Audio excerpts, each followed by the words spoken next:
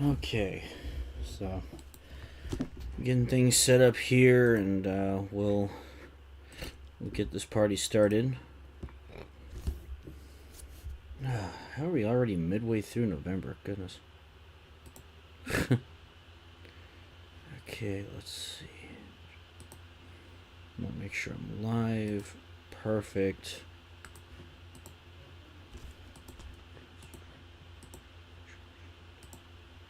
And then just post saying I'm alive. Alright.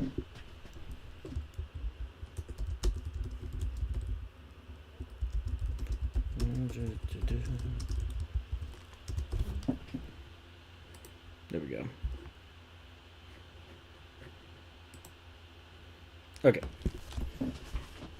I'll give it the usual. I'll wait a couple minutes for people to join in, and we'll go ahead and get started. Oh.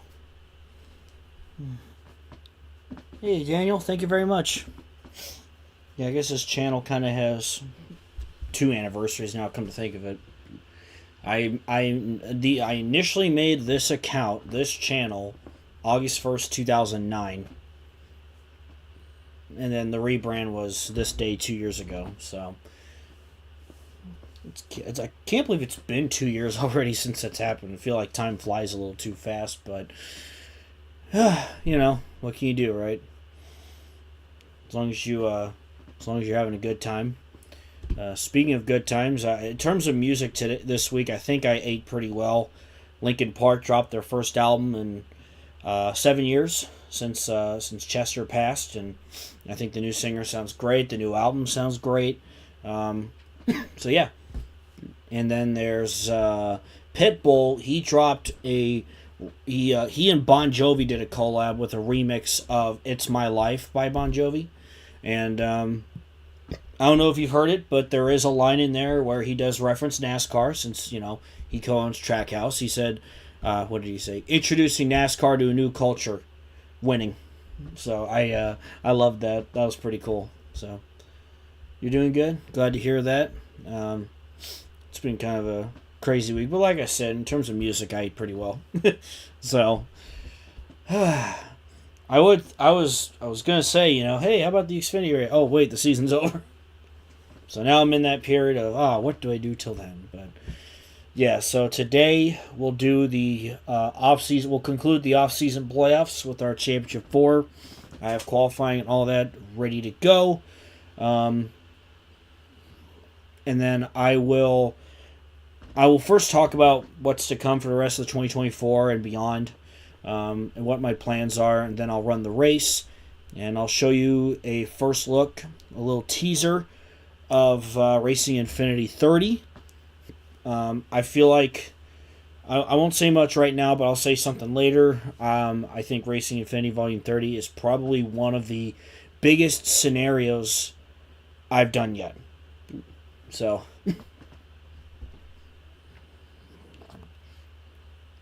Pitbull and Bon Jovi rock. Yeah, two icons really in the music world. Hey, Paper Banjo. Pitbull was involved day one. I remember that got announced like over the offseason going into 2021 that Pitbull had joined on. That's when I got really excited about that team, because I was like, whoa, you got Pitbull involved? Okay. So Corvette, how you doing? MF-17, how you doing? But yeah, Pitbull has been involved since day one, and then 2020, going into 2022 is when they bought Ganassi's team and all that. So, but like I said, I'll talk a little bit about plans. I'll run the race, and then after the race, I'm gonna show you guys the first look and teaser at Racing Infinity Volume 30, and then after that, if I have time, you know, maybe I'll ask you guys about a quick mock race we can do and stuff like that, just to have a little fun and blow off some steam. So I'm sure a lot of people are recovering from the worst boxing match of all time last night. The Jake Paul Mike Tyson fight, I didn't watch because I had to go into work at 4:30 in the morning, so I wasn't able to watch, but I saw highlights, and I guess nobody's really talking about the match. Everybody's talking about Mike Tyson's ass. So there's that. Yeah. Hey, Red Ben, how you doing? What's this? Just came in from watching the Tokar Goodies Stash Series finale. LW wrong for the season 3 fan vote. I have not watched a lot of Tokar, but I've heard of it. I know I've seen it around, so. But yeah. I don't know. I guess if I have one quick opinion on the Jake Paul Mike Tyson thing, it's like, if Jake really wants to solidify himself as a great boxer, you keep facing guys that are way out of their prime. You know? And I know a lot of it's about money and stuff like that, but like, face somebody in their prime, you know? How do you stack up against, you know, the top dogs? Go for it, you know? I mean, I know it's WWE and it's story written and stuff like that, but, you know, I could at least say in terms of storyline that, come on, your brother beat Randy Orton and Kevin Owens. Come on. But anyway, so yeah.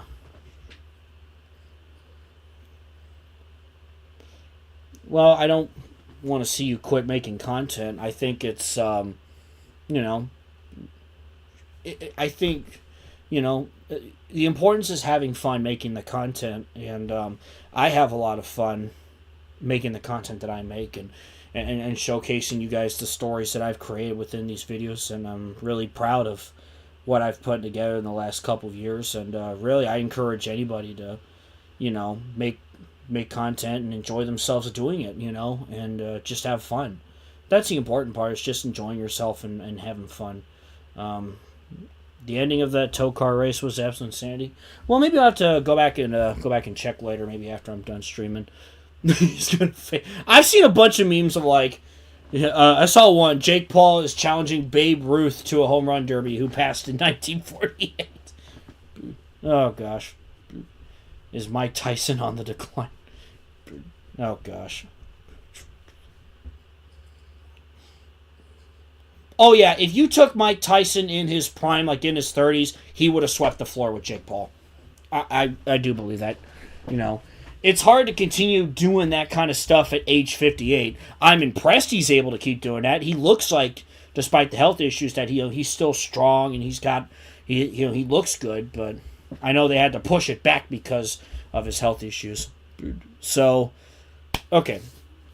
So let me give you some updates regarding what's coming ahead.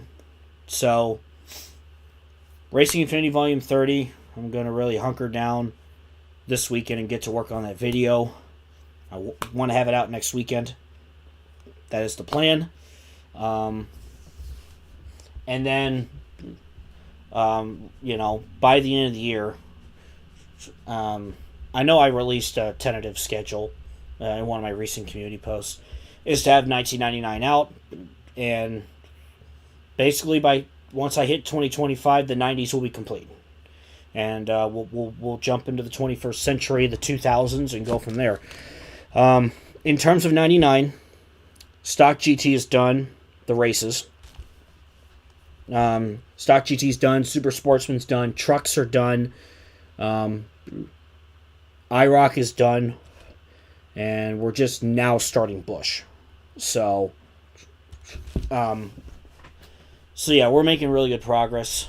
I admit, you know, I got a lot of work ahead, but I know it'll all be worth it, and all that good stuff. So that's basically what I have planned for the rest of 2024, is those two big videos, Racing Infinity Volume 30, and then Sunday Night Lights 1999. And then we can all party like it's 1999 together, right? That's what Prince would want. Let's see. Do you think a 65-year-old Mark Martin will win against current drivers? It is interesting to see, like, if you took, like, all the greats of the sport, all the legends, all of them in their prime, and put them in a race, like, who would be the best of them from all the different eras? That I don't know, maybe that could I don't know how that worked for an Inter 2003 thing. But that'd be fun to do someday. I know there's car sets like that out there, but yeah.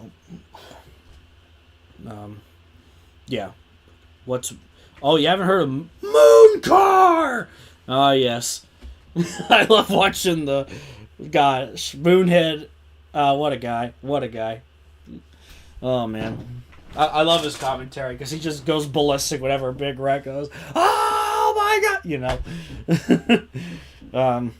Yeah, I've that's where the Arby's. We've got beef, motherers. That's where that came from. But yeah, that's the plan for 2024, and then 2025. Obviously, next thing is then SNL 2000, and that'll be a big year for sure because it's 2000. Y2K. Speaking of which, I know there's a movie on Y2K. It's like a comedic horror movie. I like how they had to use the slow reverb version of Tub Thumpin' by Chumbawampa. They'll be singing. I'm like, oh boy. But yeah, I know that's coming out in a few weeks, and Fred Durst is in the movie, so I'm like, oh cool, Fred Durst. I like Limp Bizkit. Why not? So, and then of course that and well, the movie I'm looking forward to is Sonic 3 because, funny enough, that's coming out on my birthday this year, December 20th, and I feel like I gotta go see it. Yeah, Moon Car is an iRacing league, and you gotta watch it for the commentary. You definitely gotta watch it for the commentary because it is just gold. It's comedic. It's cinema. I haven't done iRacing in quite a while. I've just been busy with everything else. I just haven't been able to hop on, but I'd like to hop on one these days and try it. The other thing I want to try is there's a guy named AJ Fails. He has made a mod regarding Thunder 2004, or a bunch of mods for it. It's only on the PS2 emulator, just a heads up.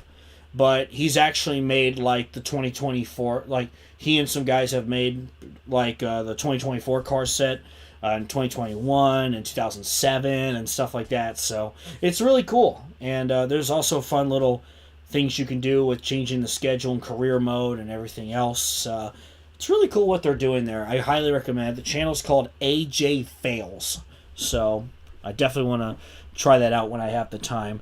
Have you played Sonic X Shadow Generations yet? I have not, but I definitely would like to try it at some point. I remember playing Sonic Generations years ago and beating that game. So yeah, that could be a fun game to try. Yeah, I definitely want to check it out. Someone who's always enjoyed the Sonic games growing up and everything else. But anyway, 2025.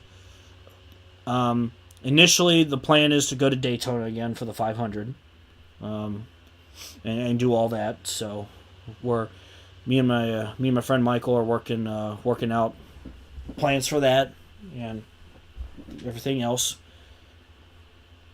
And I kind of want to figure out what races I can go to because I definitely would like to go to more. Obviously Gateway with my dad, that's going to happen. Figure out, can I go to Nashville? Can I do Michigan? Definitely doing Indy. That's my closest track at this point. I really want to go to Chicago. I really want to see the street race. And for the love of God, please don't rain. I'm tired of it. This is such a cool thing for NASCAR. Mother Nature keeps raining on it, literally. It's annoying. But, yeah.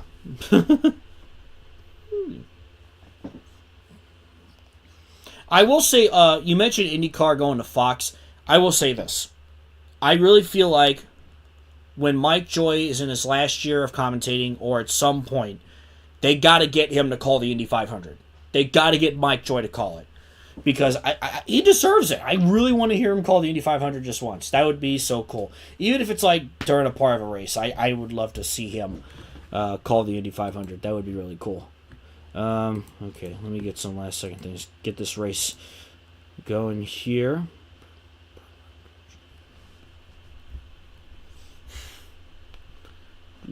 Yeah, I mean, definitely go to Gateway if you can. Not to mention, I think it's cool that it's going to be in the playoffs next year. It's funny because, I told my dad, and he was like, well, at least it'll be cooler. And what's even funnier is it's on the same weekend when Missouri and Kansas, they used to be huge rivals in college football.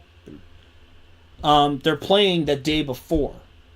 So I may miss the Xfinity race, but I mean, that's a pretty big college football rivalry to enjoy, and we'll figure it out. But still, I'm definitely looking forward to Gateway. And I personally believe in switching up the playoff schedule. Put different tracks in it every year and really, really make things fun and interesting, and keep them not necessarily keep them guessing, but just to really shake things up in the schedule. Just be like, oh wow, next year we're going to do this, this, and this in the playoffs. I wonder how that's going to go for this, this, and this driver. And then, all that. So like this year we had Atlanta and Watkins Glen. Next year New Hampshire and Gateway. If we get a second street race, whether it's San Diego or something else, fingers crossed it's still Cincinnati for me. But I really want a street race in the playoffs. That would be cool. Mike Joy calling the Indy 500 gives it. Yes, I really think Mike Joy calling the Indy 500 would just be cinematic for sure.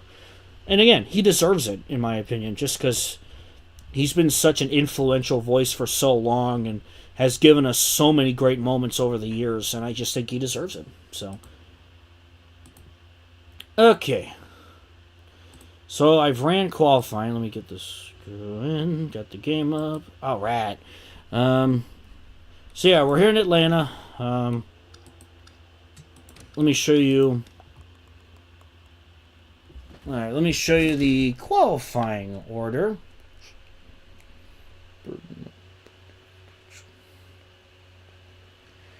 So the 4 drivers contending for this playoff championship are Jeff Gordon, Ernie Irvan, Rob Moroso, and Jeff Green. So Jeff Gordon, Ernie Irvan, Rob Moroso, Jeff Green. So Bill Davis, AK Racing, and 2 Richard Childress cars. Well, hey, you don't have to worry about Rusty at least, right? So, I'm kidding. No, I mean, it's been amazing to see how good Rusty's been in this timeline, like, in all honesty.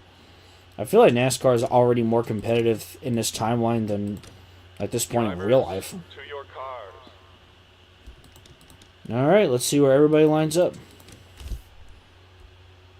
All right. So, Dale Earnhardt on the pole. Next to him is Jeff Gordon. He's going to try and win this in the Mac Tonight car. 2 other of the championship 4 are right behind him, Rob Moroso and Ernie Irvan. And you got Patty Moyes, Alan Kowicki, Kyle Petty, Bubba Nissen. Then you see Shauna Robinson, Sterling Marlin, Tim Richmond, Joe Nemechek, Ricky Rudd, Kelly Earnhardt, Tammy Jo Kirk, Darrell Waltrip, Rusty Wallace. There's Jeff Green, so he's got some work to do, unfortunately. Davey Allison, John Nemechek, Jimmy Spencer, Kenny Brack. Then you got Mark Martin and Terry Schoonover. Bobby Hamilton, Jeff Burton. Wally Dallenbach, Kenny Wallace. Steve Grissom, Chad Little. Dale Jarrett. And the 90 of Morgan Shepherd. Robert Presley. Bill Elliott. Tony Stewart. Casey Elliott. Let's see. Andy Hillenberg. That's Willie T. Ribbs. Terry Labonte. Todd Bodine. And then you got Rick Mass and Rodney Orr rounding out the field. And that is who we have in store for today's off-season playoffs championship race. 30%, 99 laps. So I made this a little bit longer. So we're going to be crowning our off-season champion here tonight. And after 99 laps, we'll know who it is. Comment who you think's going to win or who you want to win. Will it be Jeff Gordon? Will it be Ernie Irvan? Will it be Rob Moroso? Will it be Jeff Green?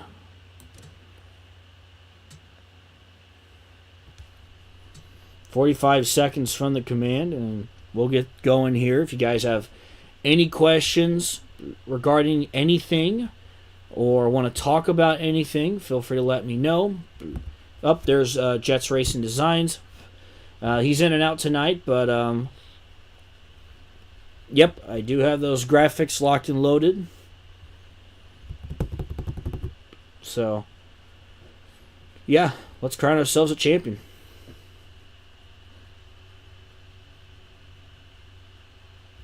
Is Willie T. Ribs or Jeff Bodine in the... Willie T. Ribs. I get the drivers mixed up there. My apologies. So that is Willie T. Ribs in the number 60 car. Drivers, start your engines!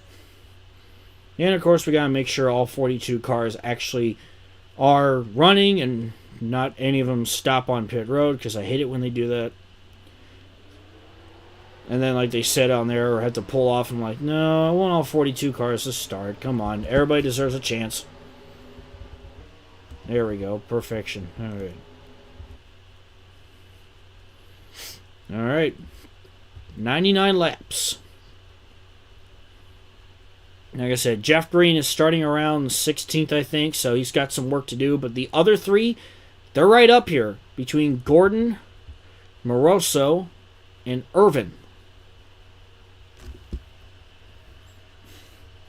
And as you can tell, yes, this is the, I guess you could say, the Sunday Night Lights version of Atlanta now. So, of course, it's got like the motorsports stadium feel to it.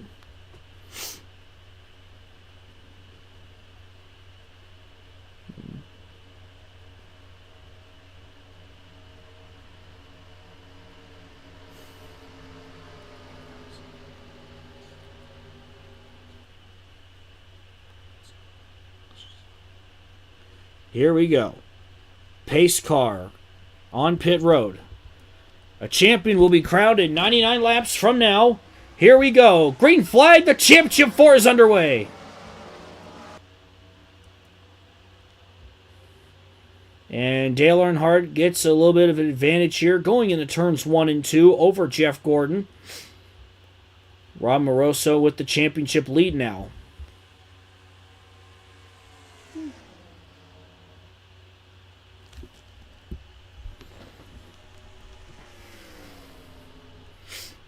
And off turn 4, it's going to be the Intimidator. Dale Earnhardt leading the way. His teammate Rob Moroso in second.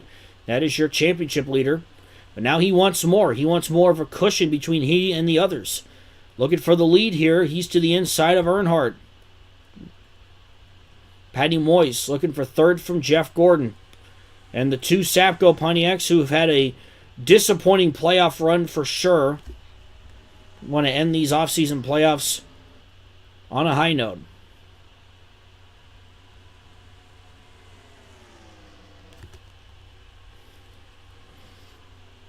Moroso, Earnhardt still side by side.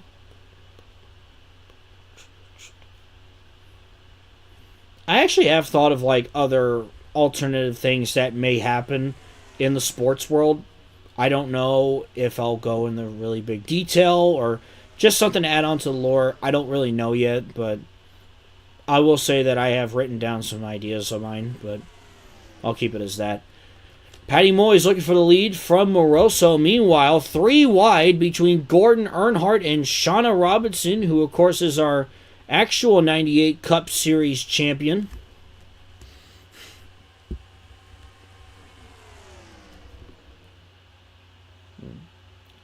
I think St. Louis deserves an NFL team. I got my feelings towards how they were treated. Anyway, Jeff Gordon still is second in the championship running. It's Moroso who is still out in front in terms of the race and the championship.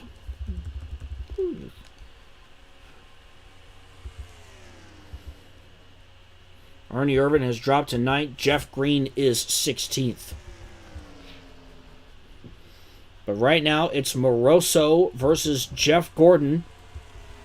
And you got the pioneers of the female movement behind them. Shauna Robinson and Patty Moyes. Their teammate Kyle Petty there as well. Back there are Tim Richmond and Alan Kowicki.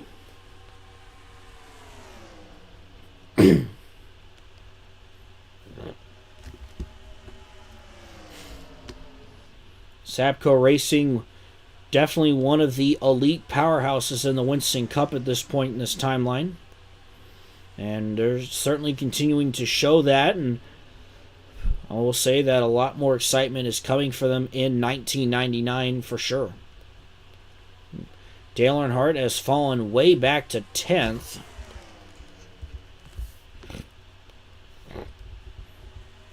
But it is still Rob Moroso out in front with Jeff Gordon in second, coming to lap 8.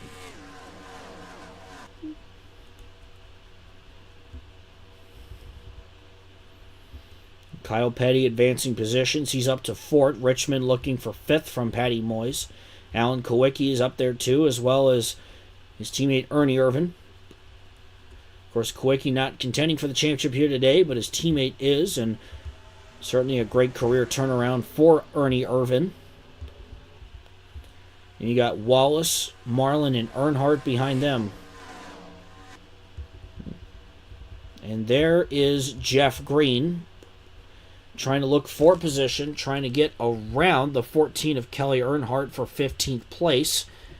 He currently has that spot, but not fully cleared yet. A couple of Rick Hendricks cars in front of him, the 5 of Nemechek and the 25 of Ricky Rudd.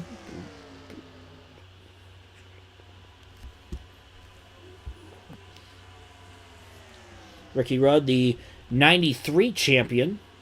And there's Bubba Nissen, the 96 champion. And SNL 98 during the Japan race, Brian Riffner drove. Yeah, that was a Roush car.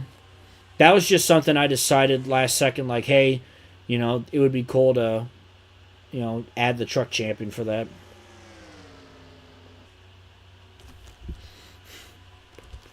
So the thing why I haven't made this track available for download is because I edited this track, which was made by Action Pack Tracks.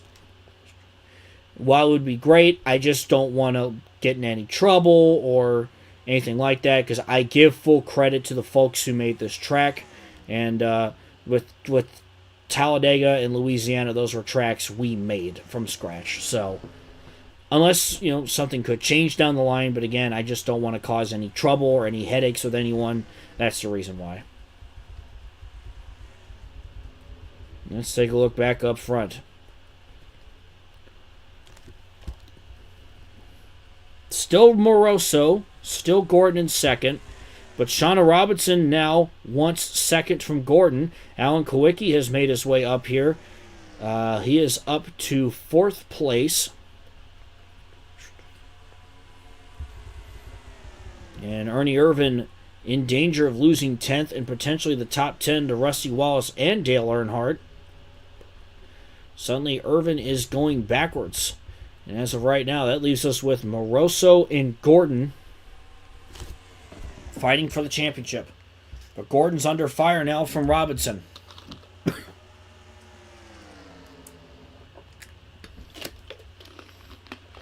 Gordon could be in trouble here of losing multiple positions here. Alan Kowicki, Tim Richmond, they're all there. Kowicki takes 3rd from Gordon, and now he wants 2nd. A little aggressive with the 40 for a moment as he's trying to find an opening. Not able to. He'll have to settle for 3rd. But he could be under fire from Tim Richmond. Despite 4 drivers contending for this off-season playoffs championship, there are a lot of drivers still racing for pride, a lot who want to get that one last win to wrap things up here, and that's exactly what you're seeing here. Jeff Gordon now in danger of losing a spot to Patty Moyes. If you're Rob Moroso, you are definitely enjoying this right now, because that just creates more of a cushion between you and the other championship contenders. But again, Shauna Robinson, she is there.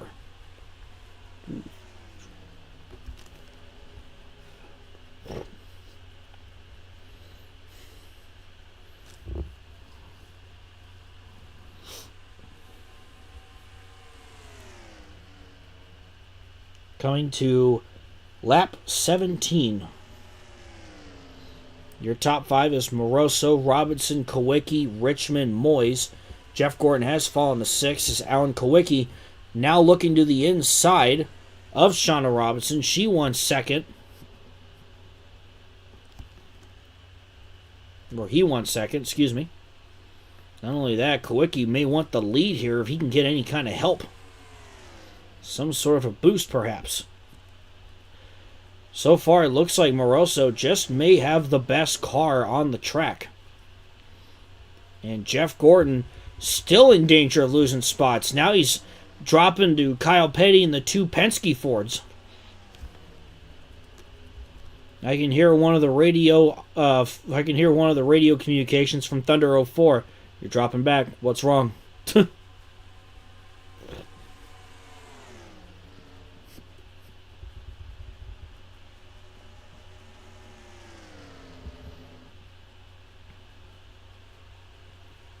Kawicki and Robinson battle for second. I'm sure Moroso is enjoying seeing that. And the caution is out on lap 19 for the first time this evening. We'll find out what happened here that brought out the caution. Let's see.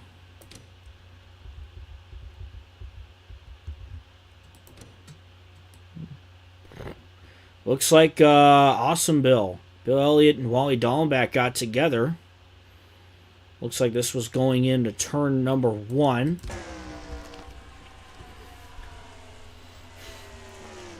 Oh, man. Yeah, it looked like the 9 just made contact with the 36. The 36 went up, bounced off the wall, and back into Bill Elliott. So tough break for one of the hometown drivers here today. And that was what brings out the caution here today. Double check to make sure nobody else got involved. It looks like that is not the case, thankfully. Nothing too insane, and that will bring out the caution. Okay, everybody here on pit road, and obviously it's going to be important to have a really good stop here. Rob Moroso looking to get to be the first car off pit road. That would be his main goal as his crew goes to work. And indeed, they will do just that. Moroso, Kawicki, Robinson, Richmond, Moyes, Petty, Wallace, Earnhardt, Irvin. Jeff Gordon lost some spots on pit road. Jeff Green, though, may have gained some. Nobody stayed out. The 36 is still working on damages. He's on pit road. Not sure if his day is done or not yet, so we'll see what happens there.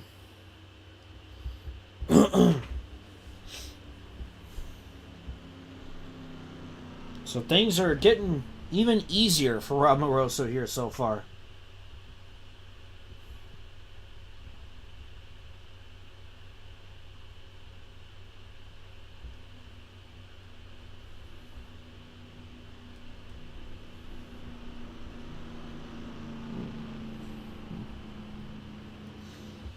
Ever thought of doing an IndyCar version of SNL? I also have considered trickling in some open wheel lore, perhaps, into SNL. I don't know yet. Obviously, you know, some things have already changed that I haven't gotten much into detail about, but in terms of doing a separate thing itself, I'm just not sure. But yeah, I would probably just give you that answer.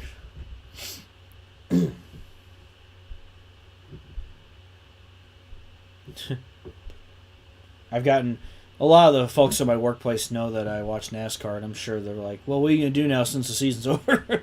So, well, you know, obviously continue to pump out videos like this and, you know, give you guys something to look forward to and all that.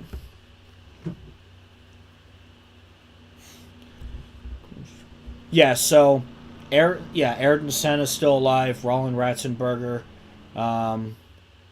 Scott Brayton, Jeff Krosnoff, among others. Yes, they are still alive. even though I haven't really dived much into how their careers have gone, but I may have a Google Doc where I've been writing down some ideas, because I like to write down ideas and stuff like that and just say like, oh, hey, what about this, what about that, and all that. And while it would be cool to do certain what ifs that happen, would they happen if the scenario was the way it was? So that's why, there's just so many factors to take account for when doing silly season and stuff like that. And it's a process, but we eventually figure it out. And, we ended up creating some great paint schemes among other things and stuff like that. I agree. The rest of this race is going to be good. I think this race has been pretty exciting so far. Championship race, though, like I said, right now, Moroso, he's got it. He's got it pretty good. The next championship driver is Ernie Irvan. He's 11th. Jeff Green is 12th. Jeff Gordon, 16th. So those guys have some work to do. They got to get going for sure.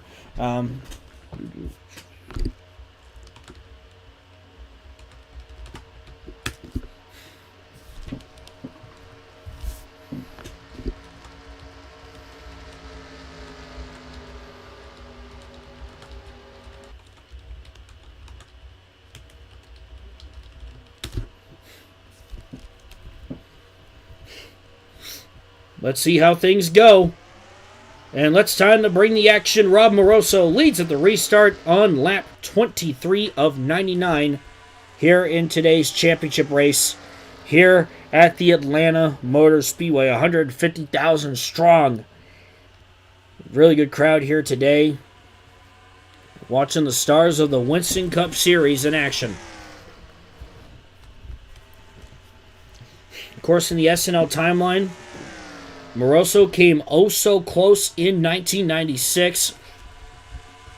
His pit crew made some mistakes, had issues at Atlanta that ultimately cost him a title. But he is still going to be chasing that title down going into 99. I'm sure he's got to be feeling good. RCR had a solid year in 98. And they hope to build off of that for 1999. As you see Alan Kowicki, he still wants the lead. He got a pretty good run going off turn 4 there. Kowicki to the inside of Moroso. He wants the lead. Robinson back there too. Moroso trying to fight back on the outside as they come off turn 2. Look at Rob Moroso as he rockets down the backstretch. How about that? He's still holding on. I'm sure Kowicki's got to be thinking, how in the world did he do that? That 20 car is a rocket for sure. I think Moroso is going to be tough to beat, especially for our other title contenders. The next championship driver is Ernie Irvan. He is in 10th. Again, he's got to get to work. Still plenty of racing left, but I'd say get to work for sure. Alan Kowicki back to the inside of Moroso. Shauna Robinson is there as well. Kowicki's going to have another go at it. To the inside, Kowicki will lead that lap. But can he complete the pass? Moroso still at his quarter panel, and Kowicki clears for the lead. New leader, car number 7, the Hooters Ford.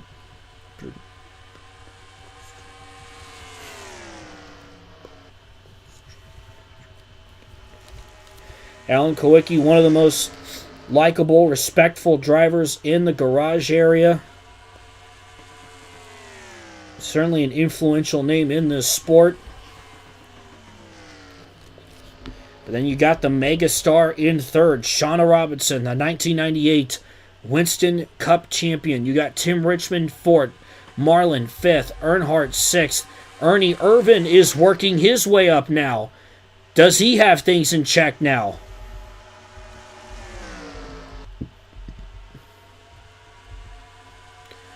Robinson to the inside of Moroso. But Moroso will keep his position.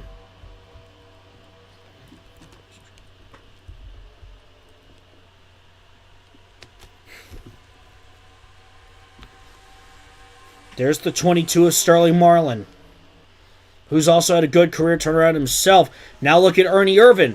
He wants 6 from Earnhardt. He knows where he is now is not going to be enough for that off-season championship. He's got to get up there. He's got to get to the 20 of Moroso if he wants to win this championship. He's working around Moroso's teammate of Earnhardt, not able to clear him as they go down the backstretch.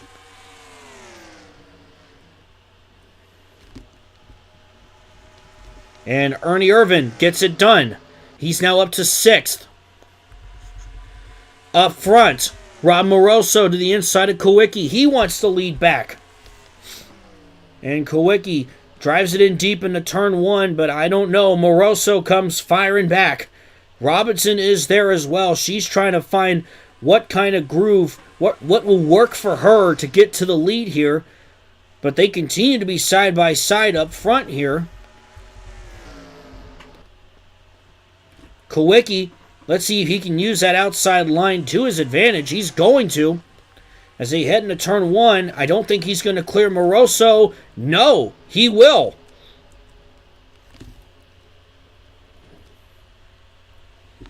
And if Moroso's not careful, he could lose 2nd to Robinson. Meanwhile, back behind him, battle for 4th, you see Sterling Marlin and Tim Richmond. Marlin to 4th. Meanwhile, Earnhardt has gotten back around Ernie Irvan. Not only that, Kyle Petty's now knocking on his door. It looked like Irvan had some momentum going, and now it's fading.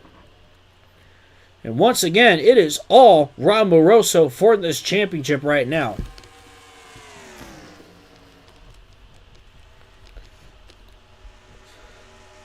Back to the inside. Moroso trying to take the lead back from Kawicki. Robinson's still there. Does Marlin have anything to say here? And Shauna Robinson to the inside.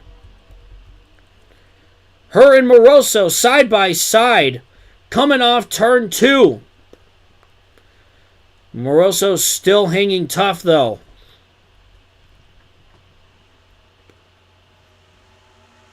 Forty needs to perhaps side draft the 20, but it looks like Moroso's going to clear him. Meanwhile, Ernie Irvan just lost another spot to Kyle Petty. And now look at this. Sterling Marlin. Man, he's got a rocket. He gets past the 40 with ease. I feel like it's only a matter of time until he catches Rob Moroso.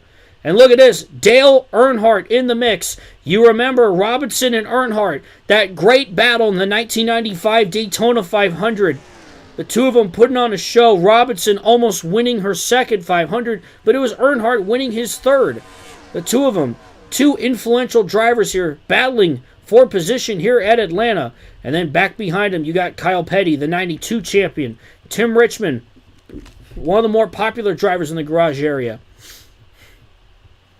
who just called his full-time Winston Cup career over. Jeff Green now in 10th. And yes, absolutely, Sunday Night Lights 1999 is going to be epic. I'm really excited for it. We've had a lot of great moments already for sure, so I'm really looking forward to showing you guys what has happened in it. Trust me, it'll all be worth it. Alan Kawicki now puts some good space between himself and Rob Moroso. But look at this battle for 3rd. It's Robinson, Marlin, and Dale Earnhardt battling for position here. Robinson trying to play defense, but man, I don't know. That 22 just firing off on all cylinders right now. Sterling Marlin is on the move. Oops. Accidentally minimized the screen, my bad. Humiliation. Anyway.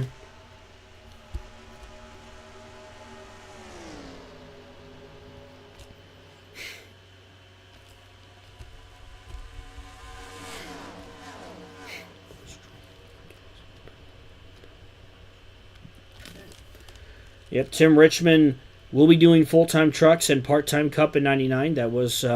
I did mention that in the video, so definitely a story to look forward to for 1999 for sure. And yep, stay tuned for a teaser image for Racing Infinity Volume 30 after this race as Rob Moroso trying to take the lead back. Does he have any help from Shauna Robinson? I'm not entirely sure, but Robinson now looking to the inside of Moroso as Kawicki continues to lead.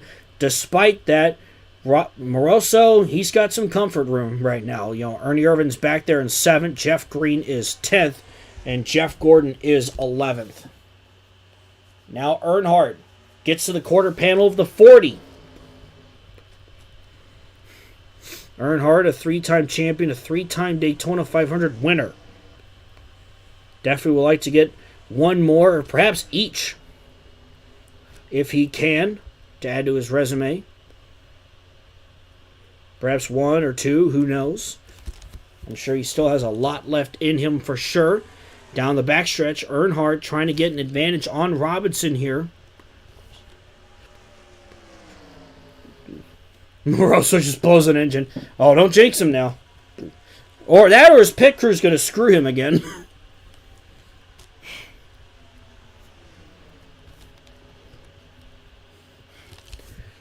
And things are getting interesting. Earnhardt battling his teammate who's contending for the title for 2nd. Earnhardt may have a push from Marlin, and Dale Earnhardt will move to 2nd. Moroso in danger of losing 3rd. Again, Sterling Marlin has shown to have a rocket. Going into turn 1, 43 laps are complete. Moroso, gotta be careful. You don't want to let up too much because before you know it, Ernie Irvin could be right there.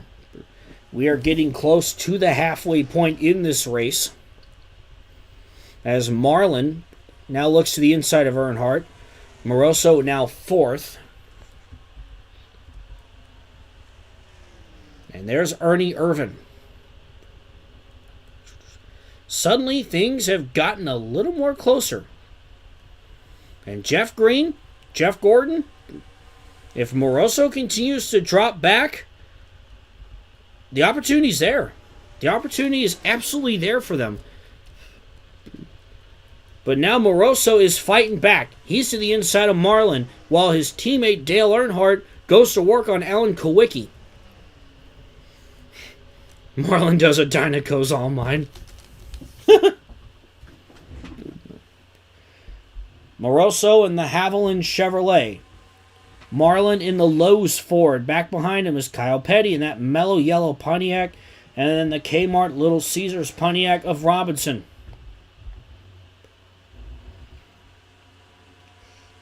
Man, Ernie Irvin is there.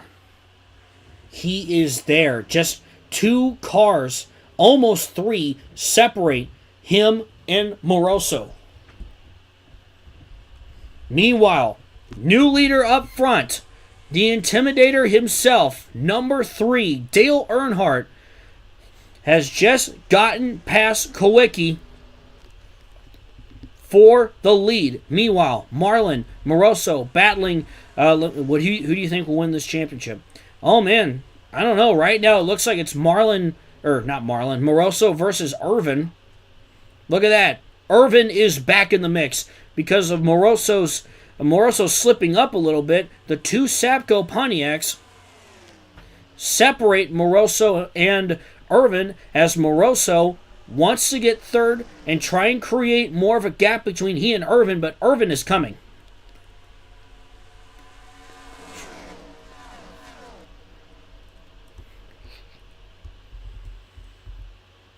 Saw one car coming off pit road there. Perhaps green flag pit stops might be on the table soon. And anything can happen. Hey, but just as I said it, that's exactly what's going to happen here. Hopefully nothing crazy happens here as everybody goes onto the apron.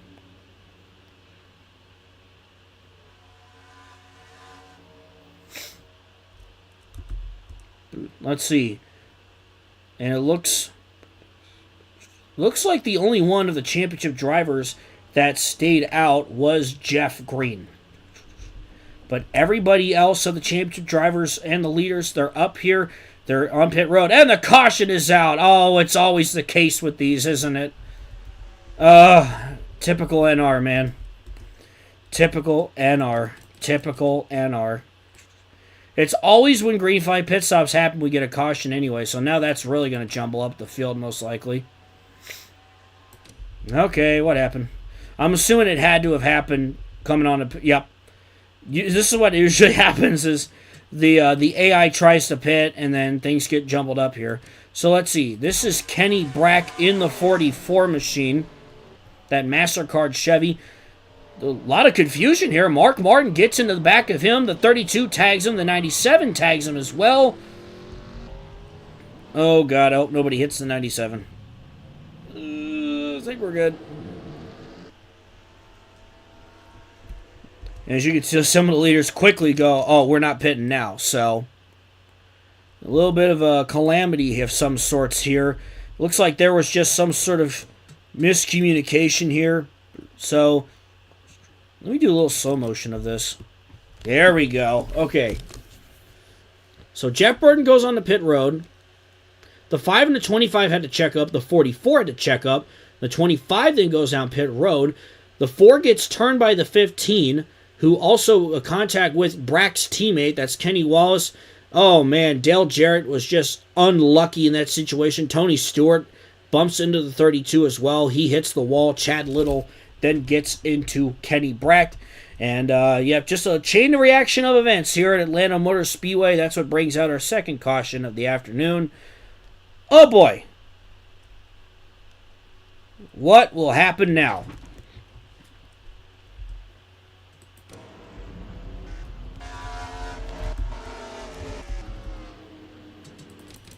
Well, we'll see how things line up here. I want to at least take a look at what happened on pit road before jumping to how things are going to jumble up here, because that's usually what happens. Yes, Chad Little did win the 1996 Busch Series Championship. You see Earnhardt, Kawicki, Robinson, Moroso, Kyle Petty, Nissen, Gordon, Kelly, Earnhardt. Boy, where's Ernie Irvin? Oh, you know what? I think he stayed out too. Yeah. Well, it looks like he's coming down pit road now. So, and Jeff Green. So, literally, it was half and half. So, correction from earlier. Half and half on the title contenders pitting.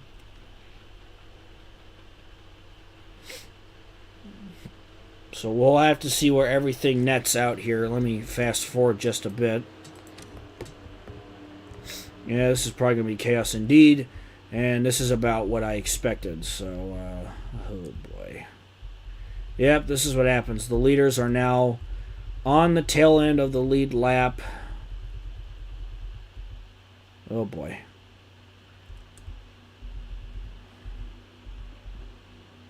Well, I hate when this happens. A caution could always come out and jumble things up.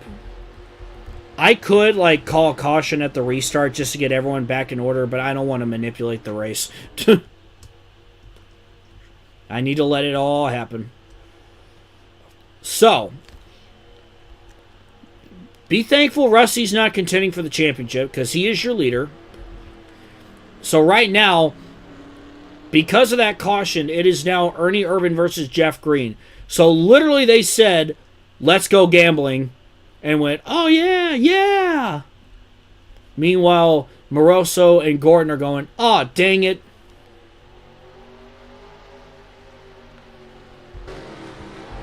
All right, I think we have the one to go. So, Wallace will be leading. And then ahead of those guys are all tail end of the lead lap. Aren't you glad we have double file restarts now? Which is something that, again, I know there's stuff for that now, and I do want to eventually test them, make sure they work. Probably after these 2 videos, I want to actually sit down and see how those work and figure out, and kind of go from there.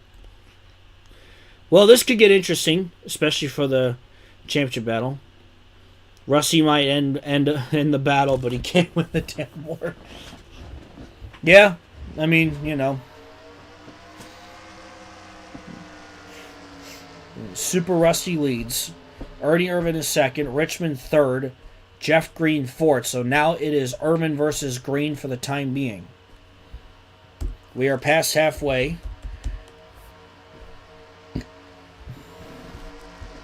Starts playing Real Gone. There we go. Too bad we can't actually play it on stream because copyright, but it'd be cool if we... Excuse me. It would be cool if we could. Okay, here we go. We're back underway.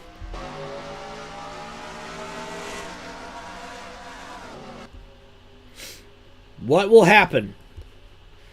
Ernie Irvan. He can't let up. He's got to go to work here. Tries to get to the inside of Wallace, but he's unable to. He's going to lose some momentum here.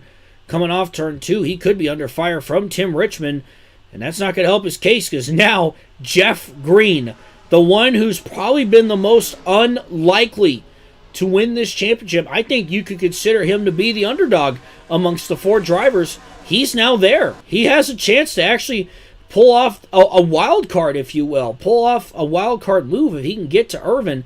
But now Irvan's going to work here. Green's starting to lose a little bit of momentum. Irvan did lose a spot to Tim Richmond. Richmond trying to close things off with a win here, if he can.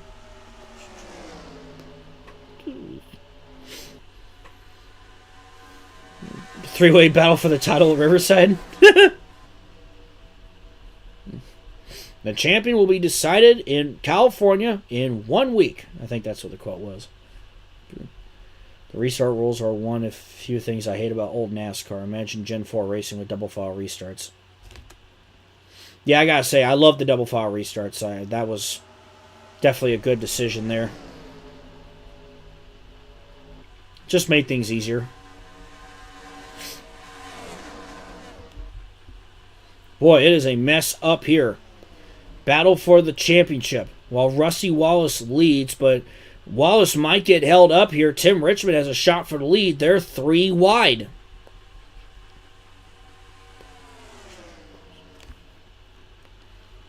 Oh boy, things are jumbled up here. Tim Richmond now with the upper hand over Rusty Wallace as they come off turn 4. Ernie Irvan is still your championship leader. Jeff Green is there.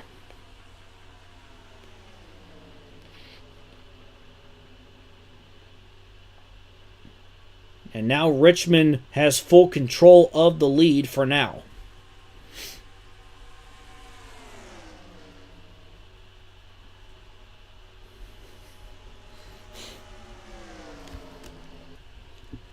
Again, within the span of a few seasons, Ernie Irvan has turned himself into a title contender. Jeff Green would be a big underdog title kind of feel.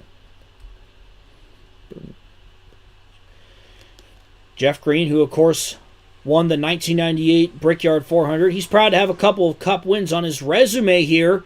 And this is the battle for the championship. Jeff Green from Owensboro, Kentucky, battling for the championship here with Ernie Irvan. Jeff Green has taken the top spot in the championship. That'll put the 31 in second. Irvan still has time, though. Plenty of racing left.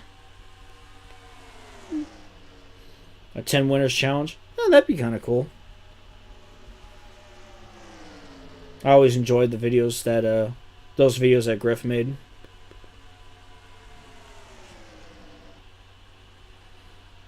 Oh boy, Jeff Green might be in danger now, losing the championship lead.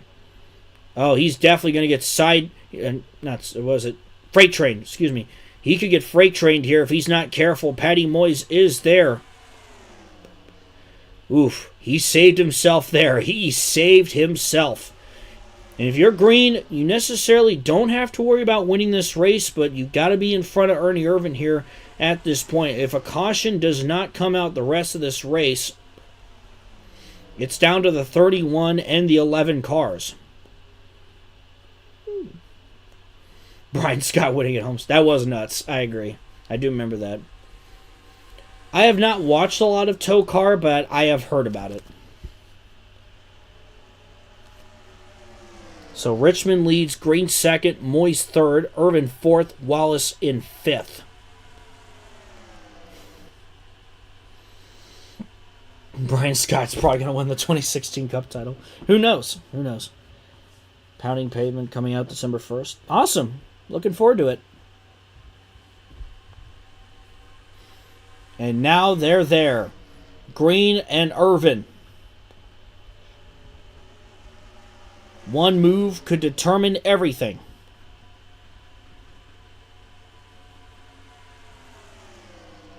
Green looks to the inside of Richmond. He wants the lead. And at this point, if you're Jeff Green, you got to start passing these cars, in my opinion.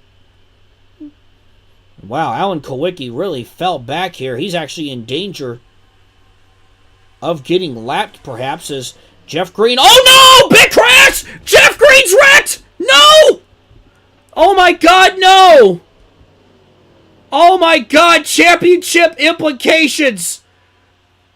The underdog championship dreams have come to an end for Jeff Green. Oh my God, no. Not like this. What in the world just happened?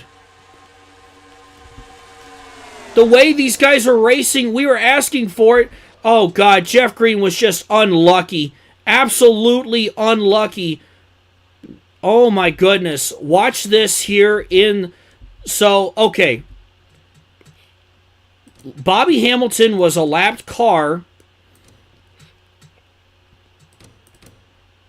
Let's do this in slow motion. Yeah, Rusty Wallace was involved. So again, the 43 looks like he comes up on the 50 of Richmond. Descends the 43 into the wall. Now, you think Jeff Green is clear, but here's what happens. Oh, I think the 11 got into the 31. The 11 bumped the 31, and then he got into the 50, sending him up the track. Green with heavy front-end damage. Rusty Wallace then gets into the wall. He's got some right-side damage for sure. Major championship implications here at Atlanta Motor Speedway, and I'm sure Jeff Green is not happy, especially getting bumped. Oh, Wally Dallenbach, he tagged the 2. That's the second wreck he's been in today. And Davey Allison just barely misses Dallenbach. Oh my goodness, this is wild. Who would have thought? Now this just means, what does this mean now? What does that mean? And it looks like Casey Elliott did tag the 31 of Jeff Green. Just heartbreaking. I was just saying how Jeff Green winning this title would have been such an underdog, a wild card feel. Let's go on board with Ernie Irvin. Yeah, it looked like the 11 may have made a little contact with the 31.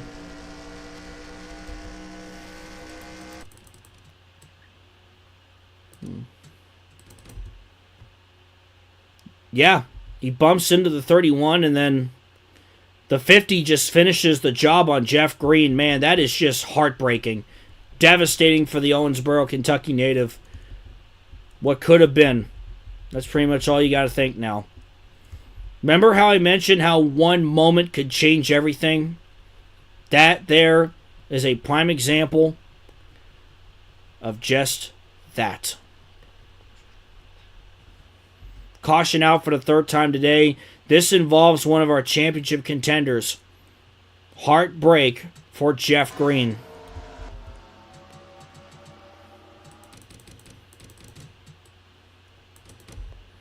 Let's see. I think Jeff Green should be able to continue, but obviously, I mean, he's not going to have the car that he did. From leading the championship race to now being out of it. Just like that. Absolute heartbreak.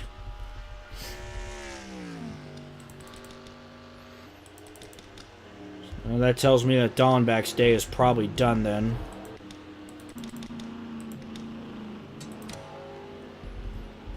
So that puts Green back in 38th. So yeah, I'd say he's probably done for. Let's find who's the leader here. So it appears Patty Moyes is now your leader. Then it's Joe Nemechek, Mark Martin, Kenny Wallace, Morgan Shepherd is up here, Rick Mast, Ernie Irvan is now your championship leader. You got the 6 of Darrell Waltrip, Robert Presley, and then Rodney Orr. The next championship driver, Rob Moroso, is 17th. Hold on. And Jeff Gordon is 29th. So, I think at this point, Ernie Irvan is most likely going to lock up this championship. But, never say never, Rob Moroso could surprise us. And you gotta feel for Jeff Green in this situation, man. That was absolute chaos there. So it just, you hate that for him. And he was really putting in the work there, but unfortunately it was just wrong place at the wrong time for Jeff Green, even though he was up there leading. But with that being said, coming to lap 69, Patty Moyes leads the way at the restart. We're at 31 laps remaining here in Atlanta. Moyes goes up high. Casey Elliott goes low. That is a lap car. And now look at this. Mark Martin wants the lead.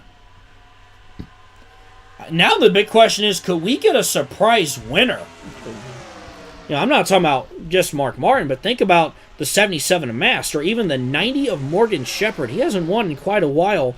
It'd be a really special win, of course, for Dunleavy here. And as you see, there's Jeff Green. He's obviously down on power. His arrow's been heavily affected, and as the leaders go by him, and all you can think about for Jeff Green is what could have been, as Joe Nemechek and Kenny Wallace work by him. Kenny Wallace, of course, winning the 1995 Brickyard 400. Now he wants second from Nemechek. How about Kenny Wallace putting in a good run today? Now in fourth, look at this. Rick Mast in the 77. That's for Jasper Racing. As Patty Moyes leads.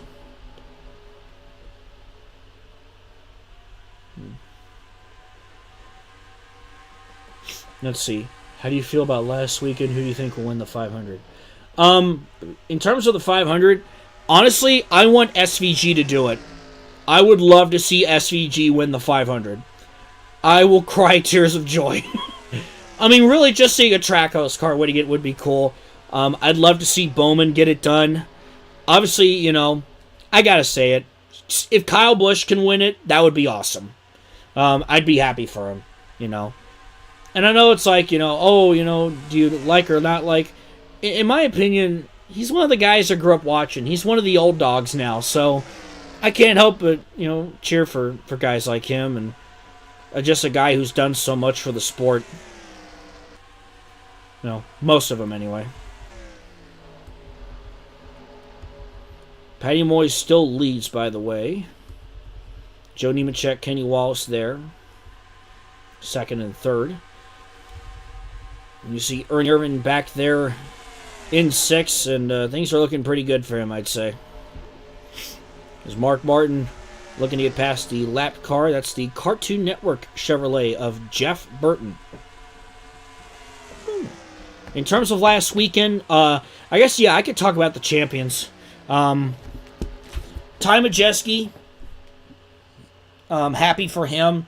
Like I said, he was the inaugural winner of the Alan Kowicki Driver Development Program back in 2015. So it's cool that his legacy is still very influential to this day.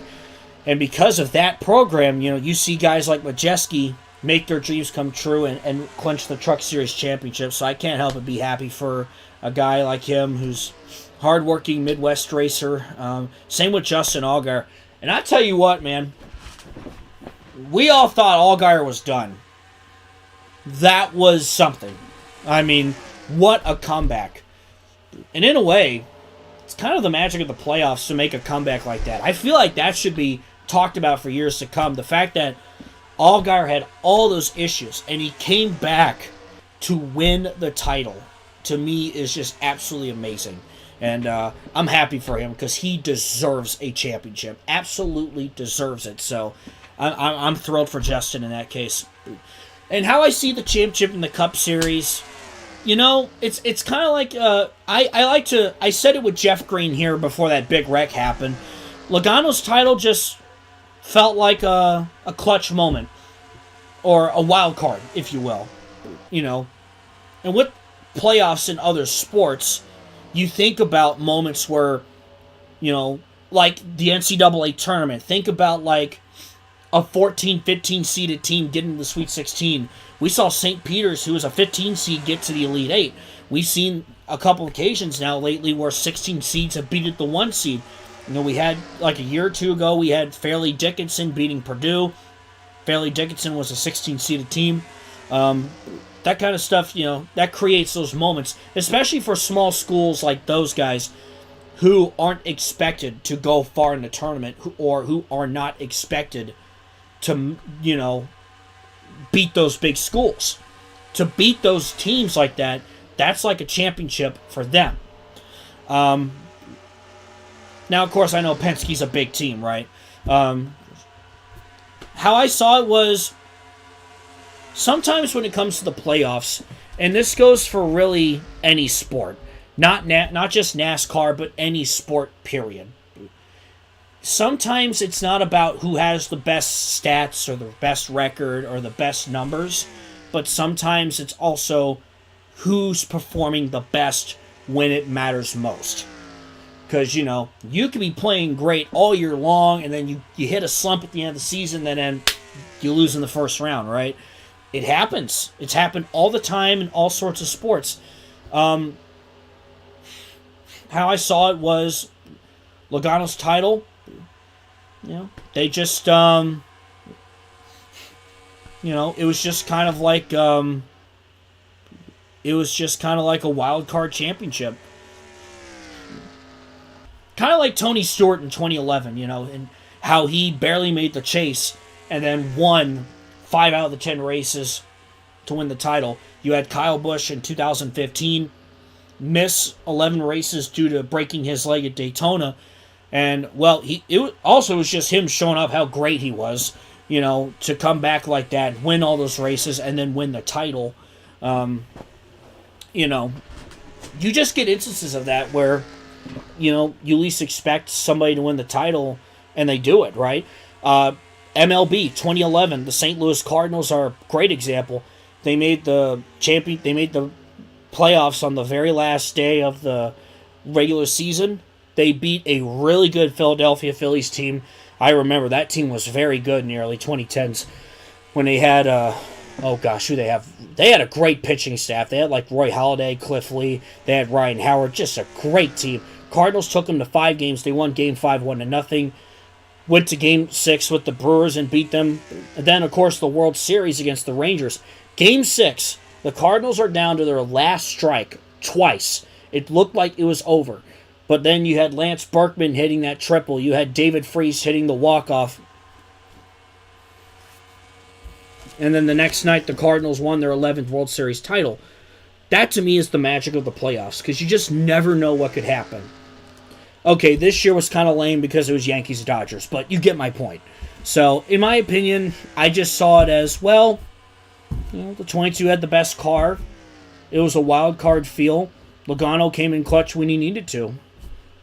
Got to tip my cap off to that. So, I don't want to look at the negatives or anything like that. I just, like I said at the start of that race on last Sunday, I just said, today is a celebration of the sport, and that's kind of what I wanted to do, was just celebrate the season, because there have been a lot of great moments. I mean, I think we had 3 of the 6 closest finishes in Cup Series history happen in 1 year. That's crazy. That's pretty cool. So, sorry I kind of got sidetracked there. Let's see. My Wildcats had a Mirage. Northwest. They're playing at Wrigley, right? Did they use both end zones this time? I'm a little ticked off with Louisville. They blew a lead against Stanford and lost, so we're definitely not beating the Kentucky Wildcats again this year for the umpteenth time in a row. Anyway, it's annoying. Anyway, I don't know.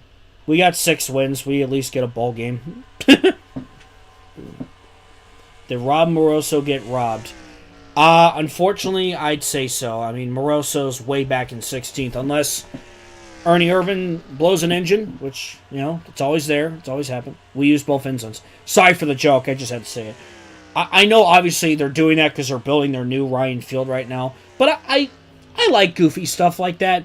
Putting a football field in the baseball stadium and, just goofy games. Of course, I'm going to look into getting a ticket for the Bristol baseball game because my Reds are involved. I got to go see that. So, see if I can get a cheap ticket and go or something, because that's one of those things where you have to go. So, or, putting a NASCAR track in an Olympic stadium. Oh, wait, we did do that. We got almost 10 laps. We got about 12 laps to go here. Patty Moyes, very comfortable lead here in Atlanta. Kind of ironic because she did win the season finale in SNL 1998, while her protege Shauna Robinson took home the Winston Cup title. Churchill Downs NR 2003 should also be in the works soon. Oh, cool! Let me know on that. I used to live in Louisville as a kid, and I went to Churchill Downs quite a lot. I do have a soft spot for horse racing. I always watch the Derby every year. Let me know on that, because that sounds like something really cool to do. So,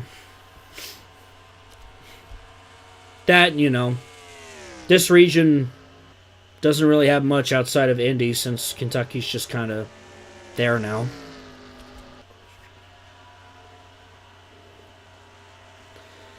Moyes trying to get past the 43 of Bobby Hamilton, who was the epicenter of that recent caution. He might be holding her up here a little bit here. 10 laps to go here in Atlanta. Oh, boy. So the 43 does a noble thing, and so SNL exhibition race there. I don't know. I guess you never know.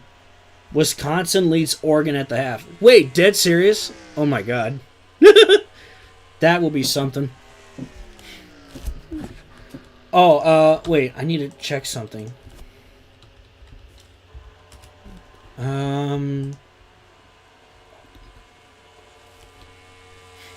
Okay, Indiana plays at Ohio State next week. They're 5th ranked, oh my god. Dude, I want Indiana to somehow, win the Big Ten championship.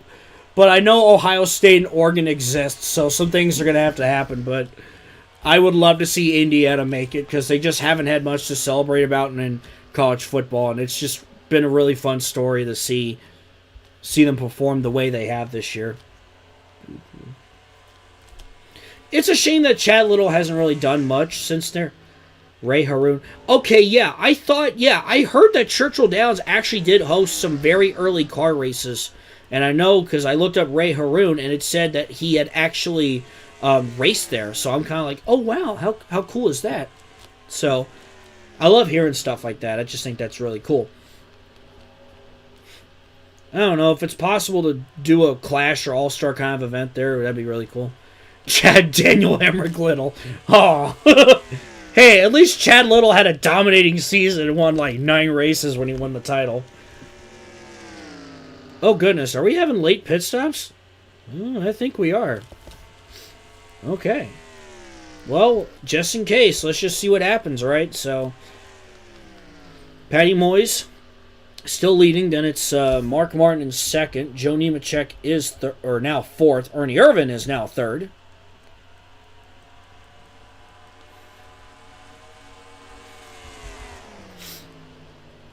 And it looks like Ernie Irvan. Woo! Little contact from the 5. That would have been funny if the 5 just spun the 11. And you're like, no. It's like that one meme, no! No! Touchdown Western. The way the announcer sounded in that, okay, you knew he put money on that game. You knew he put money on that game. So yeah, I don't like there being pit stops this late in the race, but so be it. I'll just keep an eye on the 11 for now and see what happens. You see Alan Kowicki pulling out pit road, and Patty Moisel stop and go for her. There's Moroso. I feel like Irvin took a little longer on pit road. Ooh. Yeah, just let him go at that point. Yeah, with that being said, we'll see where things line up here. I do agree. The MLB at Bristol is cool. And like I said, I'd like to go to that because I think that would be a lot of fun.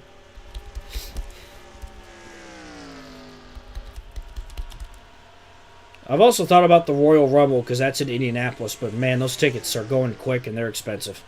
I had a coworker, spend a pretty penny on it. And I'm just like, I don't think I can do that. Anyway, Rodney Orris third. That is true. I think he still has to pit though, so right now I'm just kind of keeping an eye on the 11 at this point, and I think he should have the title still. So with that being said, coming to either 2 or 3 laps to go.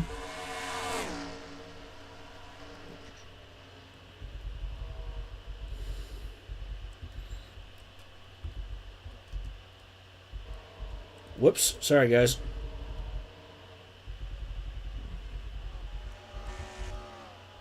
Why does it keep doing that? I don't know what button I'm pressing, but it's sending me to what I don't want. Here we go. 2 laps to go for Patty Moyes. Oh, don't get me started on the cheese. Oh, don't get me started there.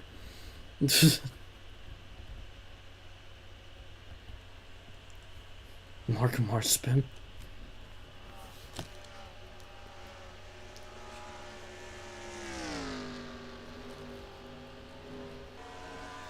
Off turn 4. White flag for Patty Moyes. The 8 is Tony Stewart, by the way. The 8 is Tony Stewart. Ernie Irvan back in 8th. Moroso 14th. Jeff Gordon 25th. Jeff Green a lap down in 38th. Just like the season finale in Sunday Night Lights 1998, Patty Moyes is going to come off turn 4, and she is going to win here at Atlanta. But all eyes are on the 11, the MBNA Ford for AK Racing. Ernie Irvan is your off-season playoffs champion.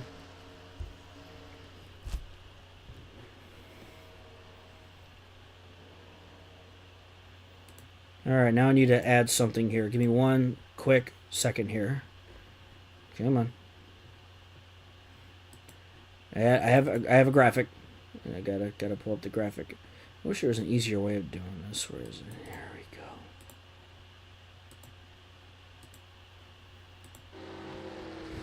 Swervin' Irvin.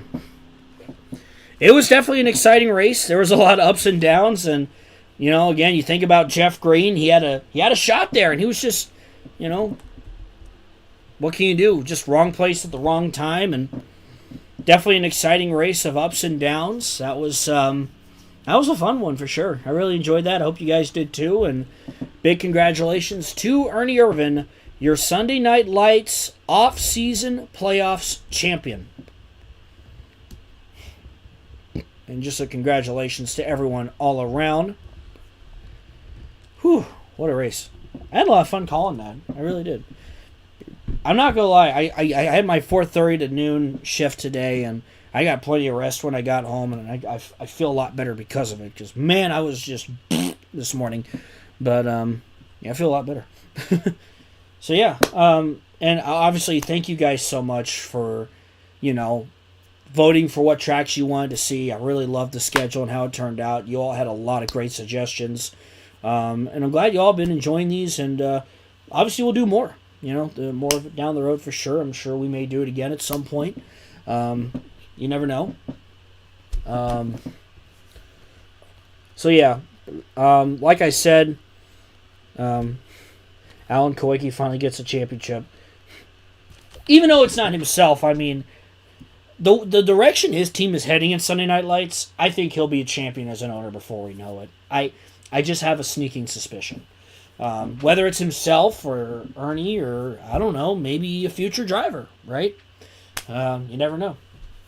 So, yeah, that does it here from Atlanta. Here in a moment, I will show you all a teaser for Racing Infinity Volume 30, and then I'll just close things off tonight with a fun exhibition, fun race, whatever you guys want. Feel free to comment suggestions for tracks and all that. So, sound off. Feel free to cook up anything that you like, and I'll see what sounds good. So, yeah, there's that. So there's your final results there. Congrats to Patty Moyes on the win. Congrats to Ernie Irvin, who is your off-season playoffs champion. Again, definitely a race of a lot of ups, a lot of downs, a lot of twists and turns for sure. Lots of drama, especially that wreck that happened with about 35 laps to go when Jeff Green got involved in all that. So I see Le Mans, Colorado Speedway Retro, or Sebring, Nürburgring.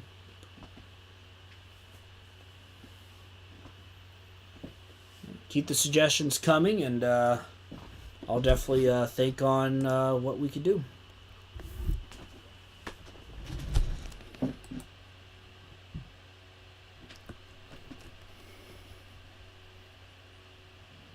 Let's see. So there's that.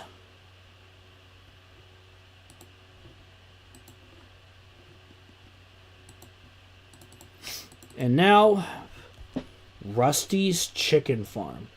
Wait, oh, I've heard of that. That was in a video of like cool, I think it was called like Cool Tracks in NR 2003 or something like that. Without further ado, I'm going to show you guys a little sneak peek, a little teaser image of what's to come for Racing Infinity Volume 30. So, I will say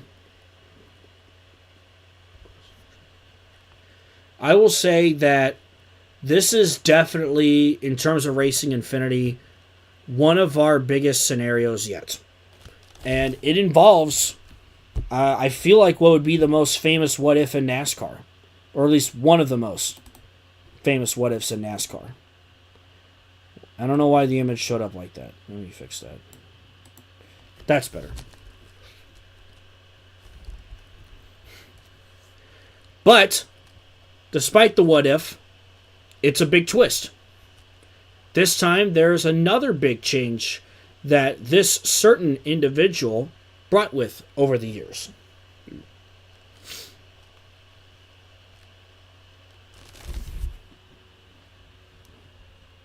So yeah, there's your little, your first glimpse of what's to come in Racing Infinity Volume 30. I already did the race, so I just got to get to work on the video itself. But yeah.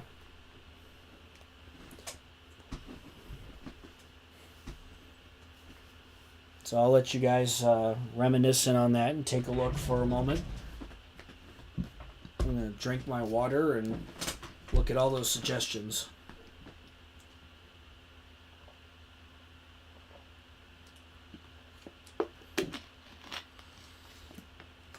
Excuse me. Drink some water there.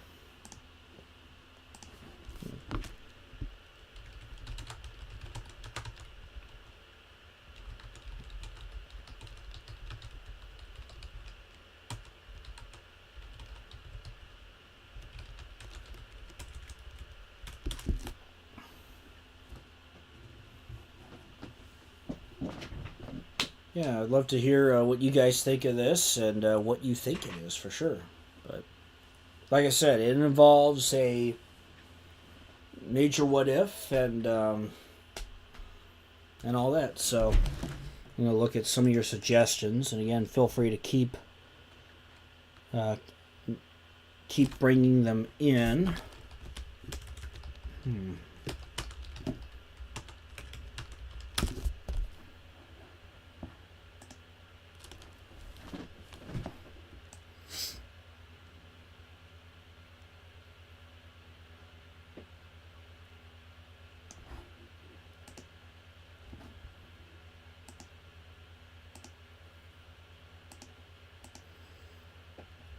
I forgot somebody made a Rainbow Road.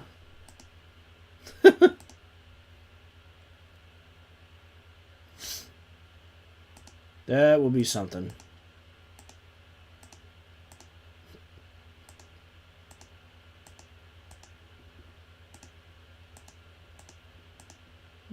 I'd say certainly a possibility.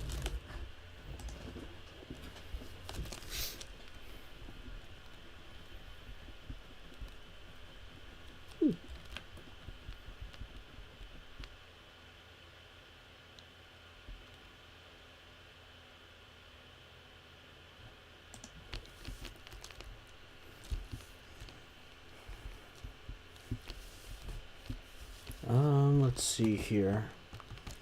Le Mans, Colorado Speedway Retro, Sebring, Nürburgring. Let me see something. Let's see.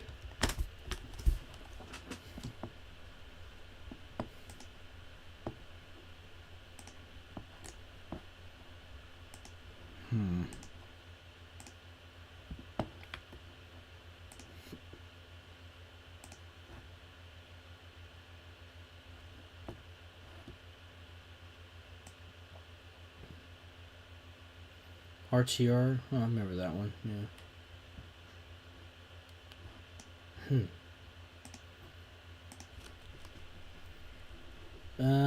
Last call for any track suggestions as I continue to look through the suggestions and see what works.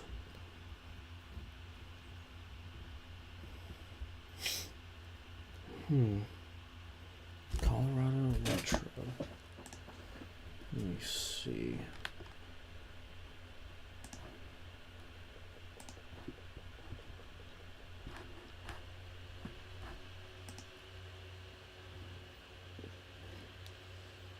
Tracks. Here we go. I'm gonna take a look.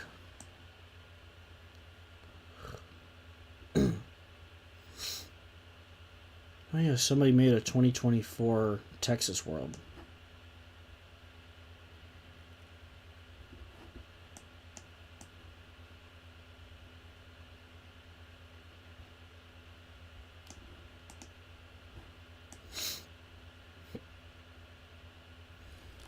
Colorado Speedway. Okay. Could be a fun one.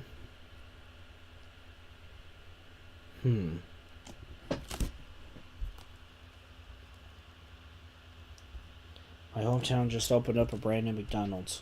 Nice.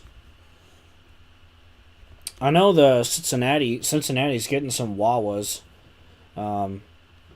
Which, I'm not gonna lie, the first time I went down to Daytona in 2023, Michael kept telling me, you've got to try Wawa sandwiches. So, I got like a buffalo chicken kind of sandwich. Oh my god. It is amazing. I was like, well, I can see why people like Wawa sandwiches. There you go. Wawa's got good stuff, I admit. So, I think UDF's got some competition here. United Dairy Farmers. It's a gas station chain around here. They're known for their ice cream, actually. They sell ice cream and shakes and stuff like that. So, if you ever come to Cincy, definitely check that out. And, of course, we're home to Chili, Skyline, and Gold Star, and all that. I like both. Some people are like, oh, I prefer Skyline more. And I'm just like, I don't know. I prefer either. I don't really care.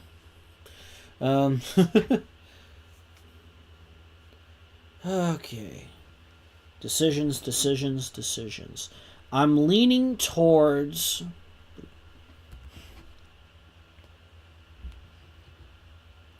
I'm thinking either Rainbow Road, Colorado Speedway Retro, or Chicago Motor. So I think I've narrowed it down to those three. So I have an idea. I'm gonna find one of those spin the wheel and just choose. I've never tried Sheets before. I will say Casey's General Store, they got really good pizza. I don't know what it is, but they got really good pizza. So let's see. I'll do Rainbow Road, Colorado. Just type and what was the other one? Chicago Motor Speedway. Yeah. Spin the wheel. Dun, dun, dun, dun, dun, dun, dun, dun, dun, dun, dun, dun, dun, dun. Oh, that's close. Alright, I spun the wheel. I got Colorado Retro, so we'll go ahead and do that one. I'll definitely keep the Rainbow Road idea on the back burner, though. That definitely sounds like a goofy exhibition race to try. Alright, let me get on. I think I might have to download this track really fast, so I might have to exit out of the game and go from there. Alright, so scrolling down, down to the bottom of the sea. Download that track.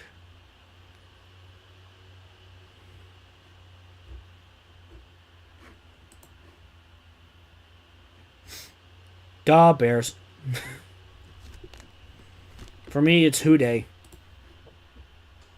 Who Day, we stink. You know, it's amazing to me that, like, the Bengals are, like, 4-6. But they've been putting up great numbers. And it's just like, what is going on? Sorry about that.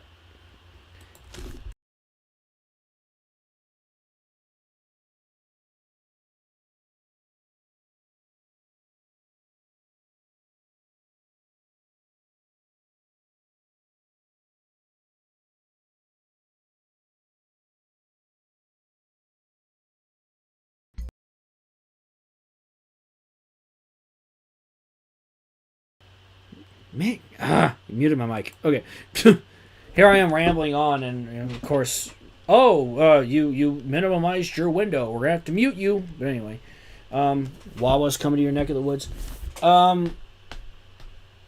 Yeah, so I got Wawa's coming here too. I know, I think closer to Dayton, they're getting a Buc-ee's. Although I think they're having some delayment issues with things, because of course. I've been to the one in Richmond, Kentucky, though. I've been to that one a few times. It's unlike any other gas station. Let me just say, they have the nicest bathrooms I've ever seen at a gas station. Let me tell you. All right. Colorado Retro.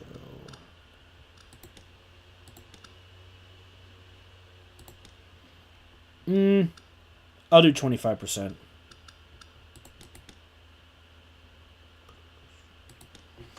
I feel like Buc-ee's, needs to sponsor somebody. Imagine the marketing, like, seriously. You gotta get somebody with a goofy, fun personality to sponsor Buc-ee's, I feel like, but that'd be cool. There is a Buc-ee's being built a few miles from where I live. Oh, wow, lucky you. Wawa will be coming to State College in 2025. Yeah, I mean, it's just like, it's coming to the Cincinnati area, too. I don't know when those are opening, but I'm trying to remember all the locations. Because I know they're like, Wawa's coming to invade. They got, like, a bunch of locations in the works already. Let's see. Across Butler, Claremont, Clinton, Greene, Hamilton, Miami, Montgomery, Warren counties. Goodness gracious. Okay. The first store locations are projected to open mid-2025 with plans to open up to 10 locations that year, and then 10 more in 2026, and then 5 more each year following that. Whew! RFK and Buc-ee's are a match made in heaven. I mean, hey. I think Brad Keselowski could have some fun with it. Drivers, to your cars. All right. I should probably... There we go.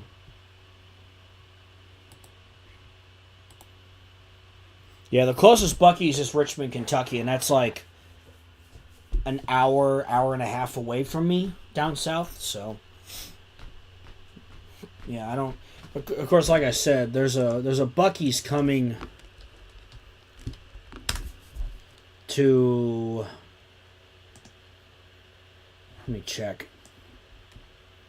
Huber Heights. I think that's closer to Dayton.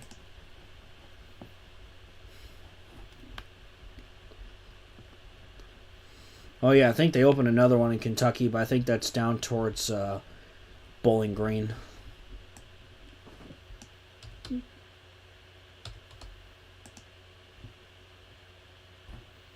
Yeah, the Buc-ee's in Huber Heights. Construction delayed by water service lawsuit. Yeah. Because, you know, woo, legal stuff. With eye toward December 2025 target opening date.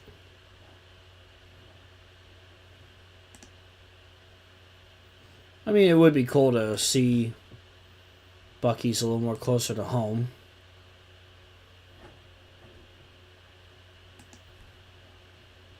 Let's see.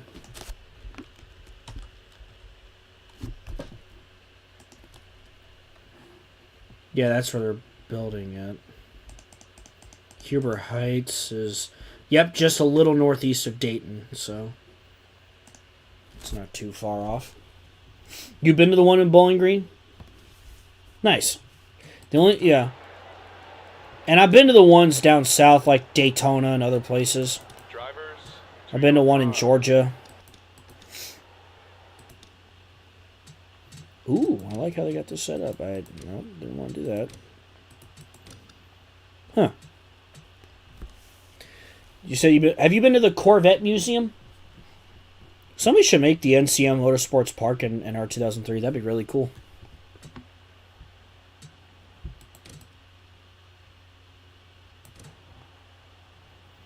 Oh, I guess I had to go through the lineup.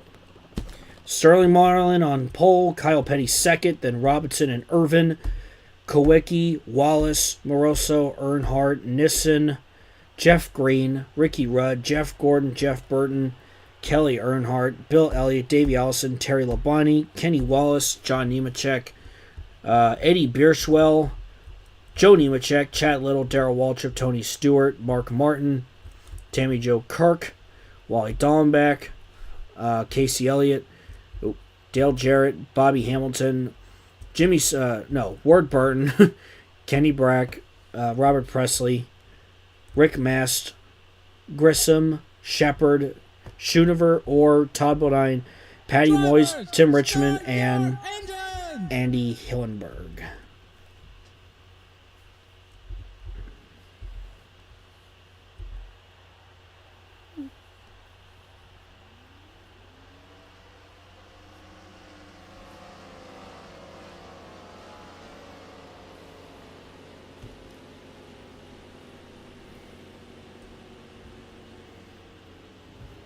Oh, so you've been to the Corvette Museum? Nice.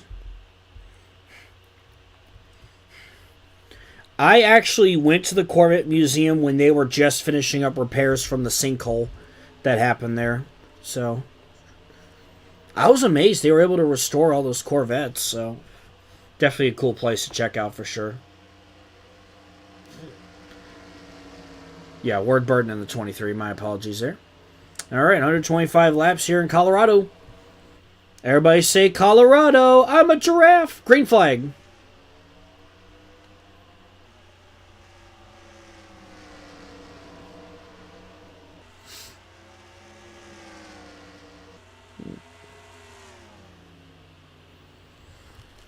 Will this be a possible future track for SNL? I don't know. There's just there's a lot of things that still in the works, still being planned on what we could see in the future and stuff like that. So we'll definitely cross that bridge when we get there. Biden's Corvette should be there soon too. Oh, cool. That's cool.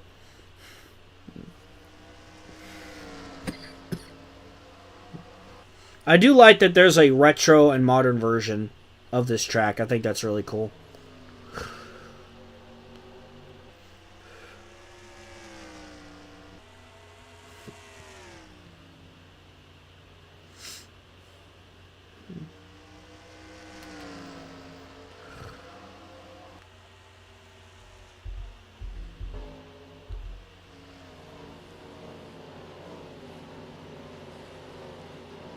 George Carlin in person. To Colorado!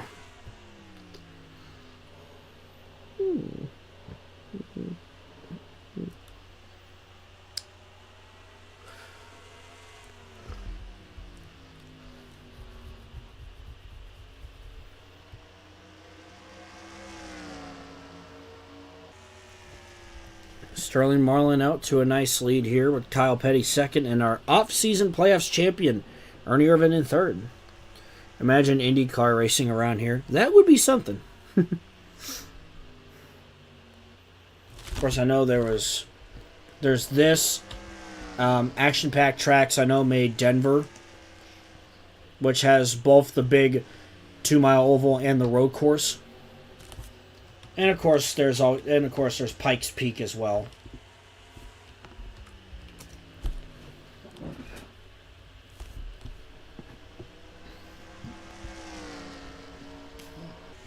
I know Pikes Peak still gets used for things, even though NASCAR and all that doesn't race there anymore.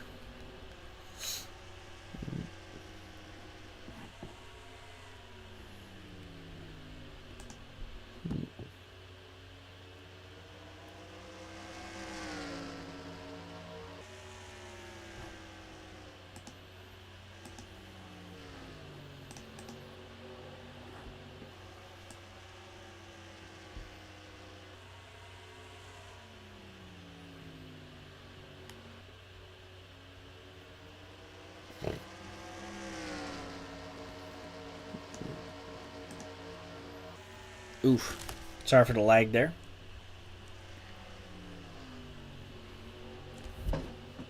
Ryan Howard was great until he got hurt at the end of the... Oh, yeah. Because I brought up the 2011 Cardinals earlier, yeah. Yeah, I remember. I remember watching Game 5 with my dad when Howard got hurt. I remember that now. Man. Ryan Howard, he was such a great baseball player.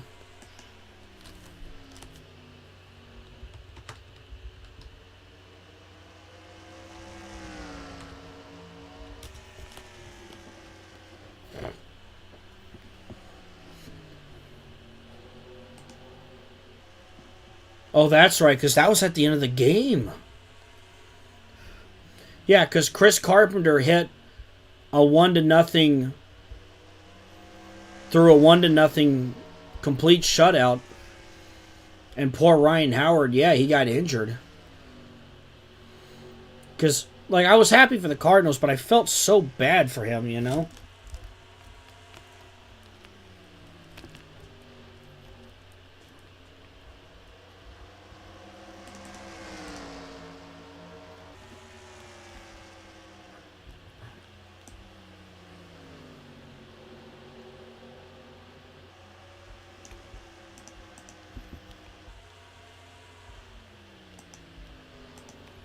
So anyway, fun battle here for third. Rusty Wallace and Ernie Irvan. Kyle Petty still on second. My mom is a Phillies fan. Oh, I see. Yeah, my family in St. Louis. We also got the Cardinals fans over there. And then, me being the Reds fan and suffering year after year. Because, yes, we like to suffer here in Cincinnati, don't we?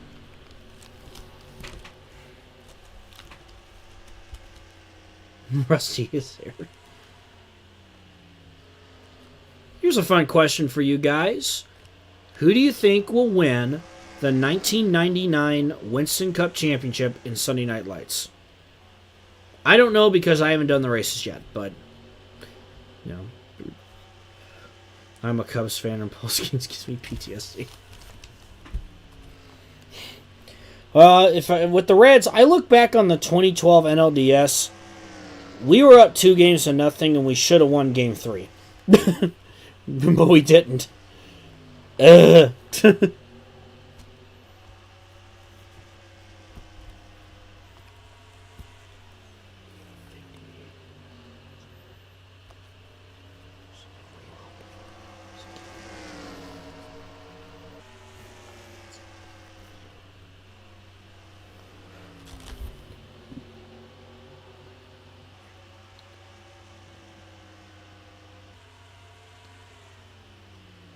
When it comes to the Indianapolis 500 and stuff like that, that might be something we touch upon later. Not entirely sure, but as a Pirates fan, I can totally relate. Yeah, because didn't they? There was something in the news like yesterday or the other day.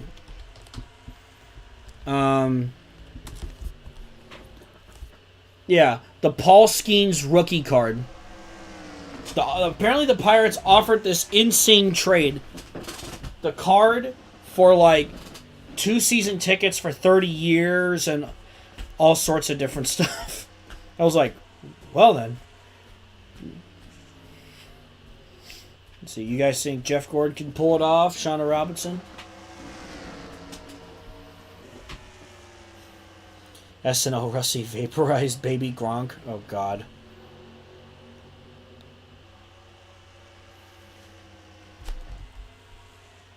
Meanwhile, it is still Sterling Marlin out in front to a comfortable lead. I should probably... There we go. Show you guys a lap run.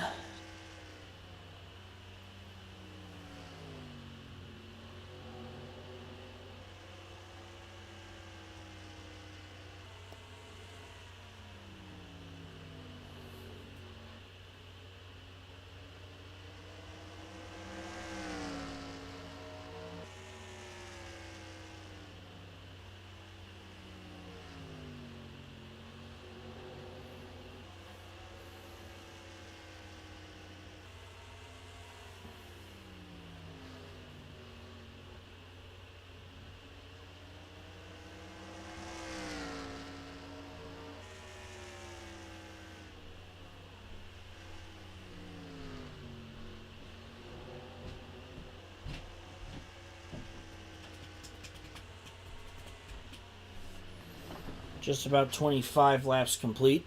Now we're at 25 laps complete. Pretty calm race so far.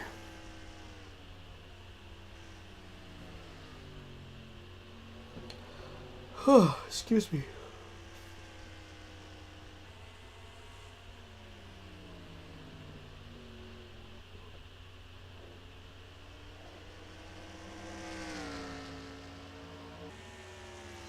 End of the third quarter. Wisconsin 13, Oregon 6. Oh boy. Tennessee and Georgia are tied at 17 at half. Oh boy.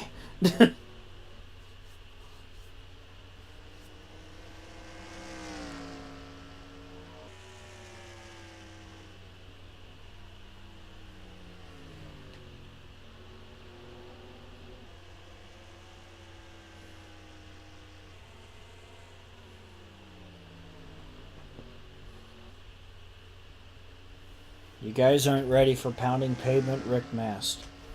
Well, I'm definitely looking forward to it. Maybe you can have someone do the double in SNL 2000. We have definitely discussed what if someone did that. We just haven't gotten much into that just yet. Russie's gonna win the Heisman at this point. He pretty much is like the Heisman of NASCAR right now, isn't he? Where is he? Still fourth. He's got Dale Earnhardt behind him. Shauna Robinson, Jeff Green. Jeff Gordon, Alan Kowicki, Rob Moroso. And there's Kelly Earnhardt. Quite a big gap between 11th and 12th place there. Very interesting. Okay. Just run through the field real quick.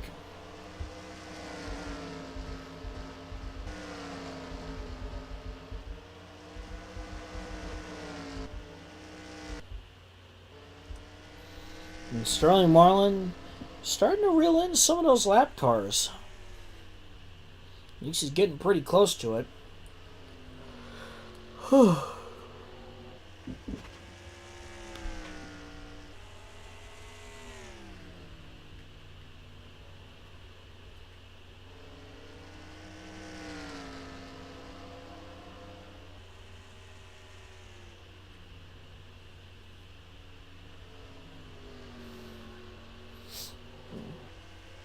Well, I think Jeff Gordon he's been solid, but of course Bill Davis is still a relatively newer team and trying to build up. Just kind of waiting for him to have more of those breakout seasons, and I feel like one of these points he'll win the title.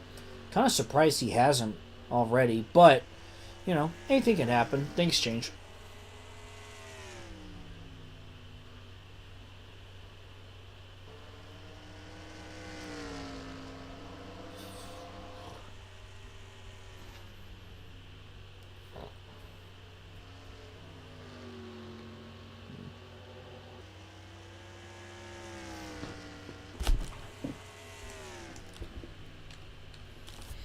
See, I heard the I heard the Netflix streams were pretty bad for the Tyson Jake Paul fight.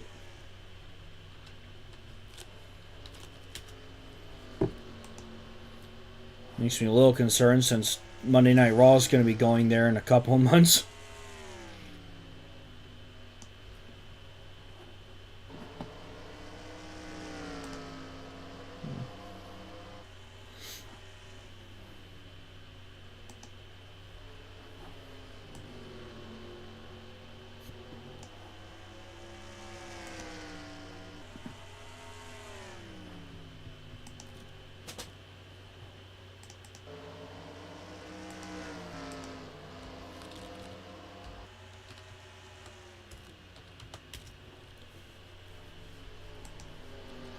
So Sterling Marlin has caught Todd Bodine.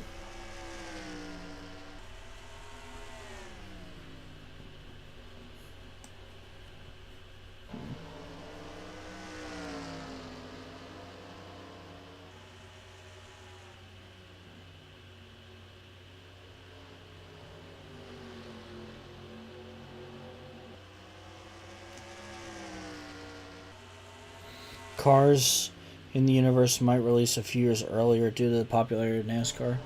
Oh, maybe. I know they were planning that movie as early as the early 2000s and stuff like that, and I know Lightning McQueen had an original look, and he was going to be number 57.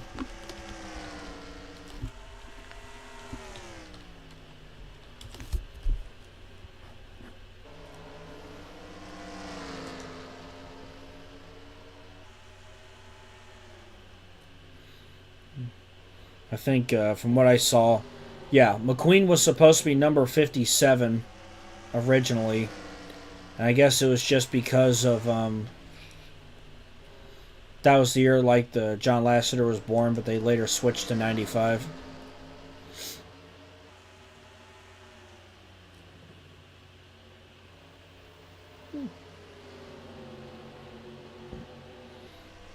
Oh no, we got trouble, Kyle Petty! Oh, Jeff Gordon spins too. Oh, what in the world? It looked like that the 35 may have played a factor into what had happened there. Because Kyle Petty was trying to get around Todd Bodine. Gets up the track a little bit. He kind of just gets sandwiched. And then gets turned by the 11. And then you see the 1 coming into the picture. Definitely not incredible. Take a look at what happened to Jeff Gordon. I'm sure there had to have been some sort of stack up. Yep. And, oh. Yeah, he just went down and Alan Kowicki just got into him. And just a little unlucky there for the 1 car. Tough break for the Mel Yellow Pontiac. Yeah, I'm going to do it in slow motion because I can.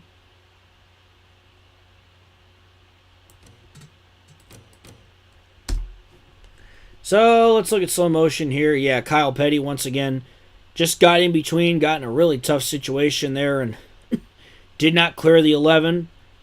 A little bit of a stack up there with the 11 and the 2.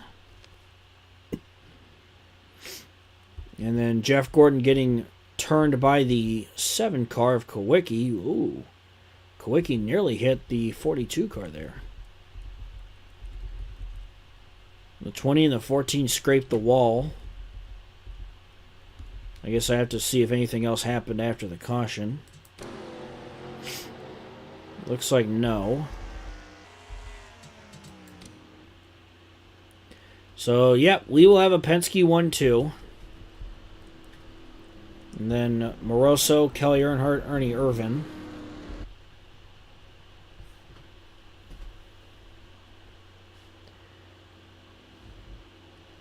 Oh boy.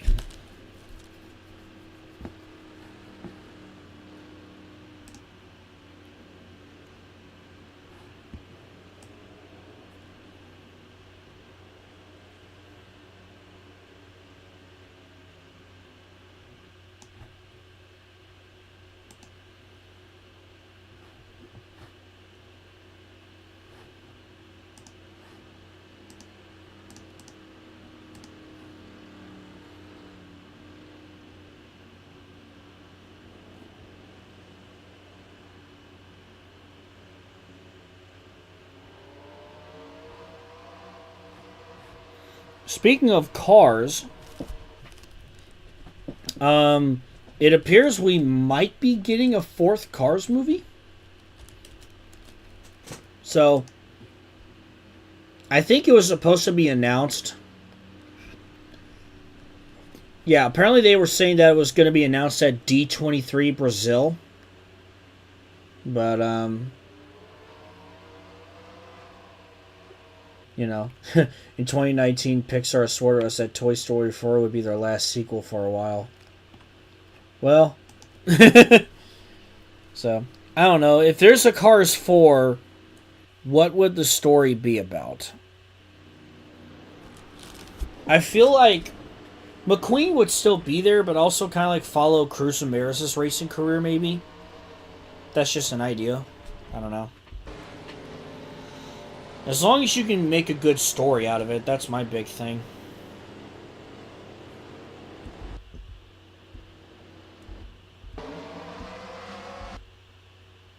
No, we're getting ready to go back to green. I don't know. It hasn't been fully confirmed, but as we go back to green here, let me take a look.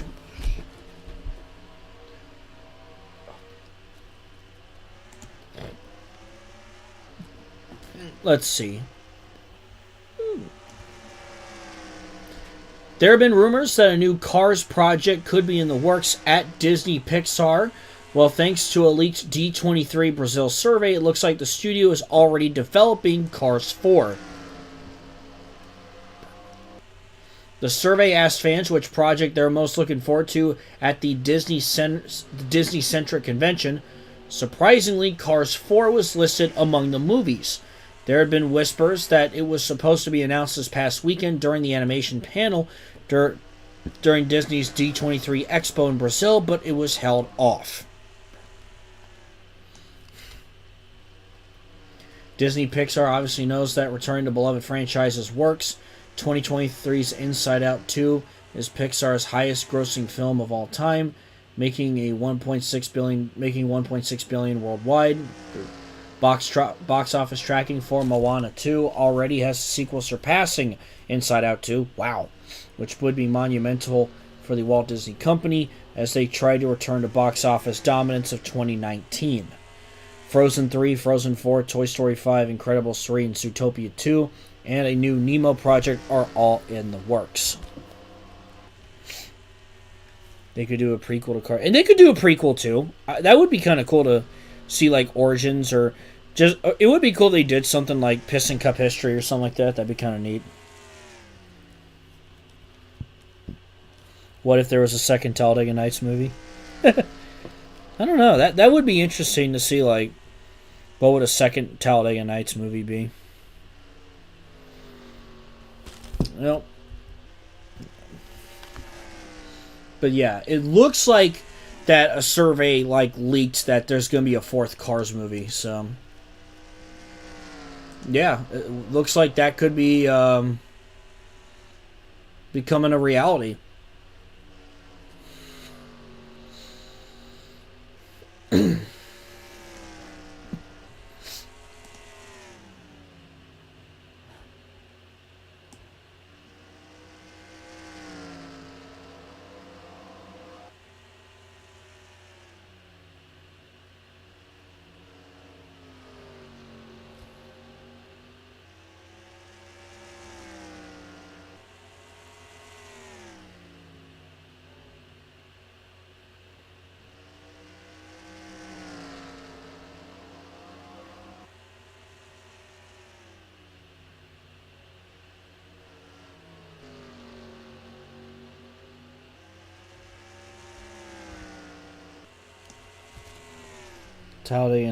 But Ricky Bobby goes to F1.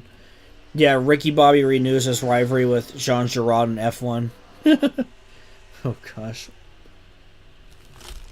I will say this: if they make a car, if they're making a Cars 4, I think stick to the racing stuff like you did in the first and third movies. Don't do any goofy spy stuff or anything like that because, yeah, just stick to the racing. Whether it's a prequel or Cruz Ramirez's career or something else, yeah.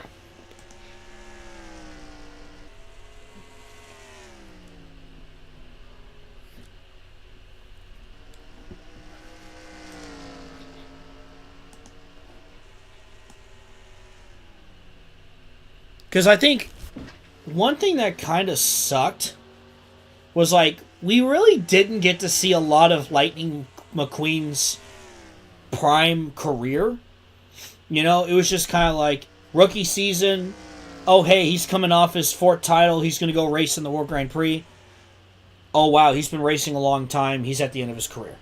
So it's just bam, bam, bam. It would be cool if they go back and kind of look at his Piston Cup career and some of the stories that could be shared there and give us a little bit more lore, invest more into, bring back maybe Cal Weathers and Bobby Swift and those characters and just learn more about them. That would have been cool.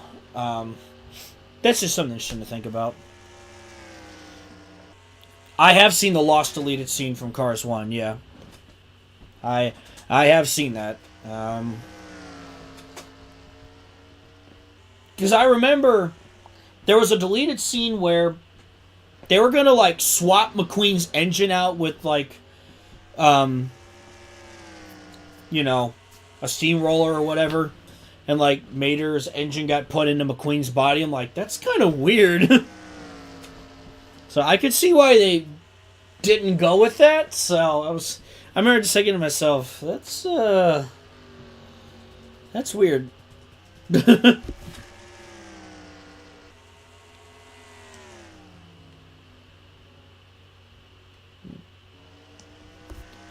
I just stumbled upon a poster, what Cars 2 should have been, and it's McQueen and Cal Weathers and all that. I'm not gonna lie, Cars 2 should have focused more on the World Grand Prix. In my personal opinion. Well, good lord, the Penske cars are just running away with it, aren't they? Well, there it is.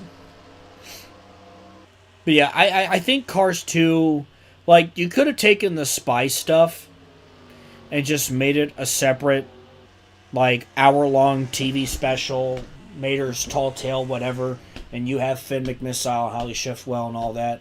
And then Cars 2 should have been about McQueen racing around the world, getting to see this new stuff, having a culture shock, maybe a sense of homesickness, but also just discovering the world, right? I think that would have been really cool to see. Because originally I think the World Grand Prix was going to be 5 races, because they were going to do a 24-hour race in Paris, and they were going to do a rally event in Germany. I think that's what the plan was. Because there's actually been drawn up deleted scenes of those, and I'm just sitting there like, oh, man, that would have been so cool. Especially the 24-hour race would have been really neat. Really, really neat to see.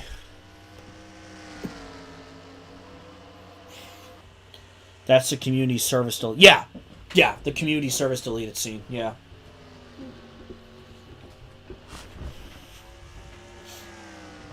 Yeah, Spy Mater. Yeah.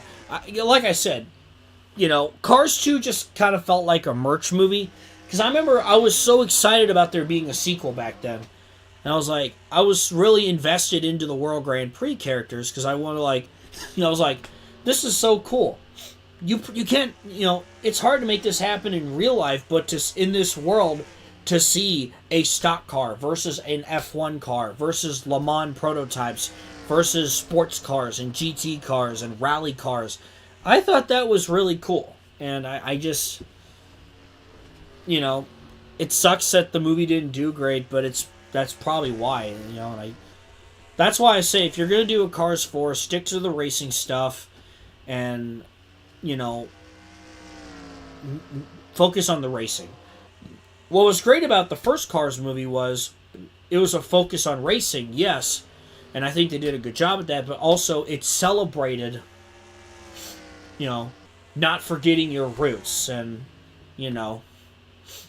kind of celebrate stuff like Route 66. That was cool about all that. Especially me being I consider myself a Midwestern kid, but, I always appreciate the little things. And appreciate the little things in life. And don't let things go by you so quickly, Because obviously, he was this... Lightning McQueen was like a hotshot rookie that, he got humbled. And, yeah. The Planes movie was born because of Mater. Well, yeah, we did see, the introduction of more planes and stuff like that. But then I know we also saw, the blimp and stuff like that in the first movie. But, if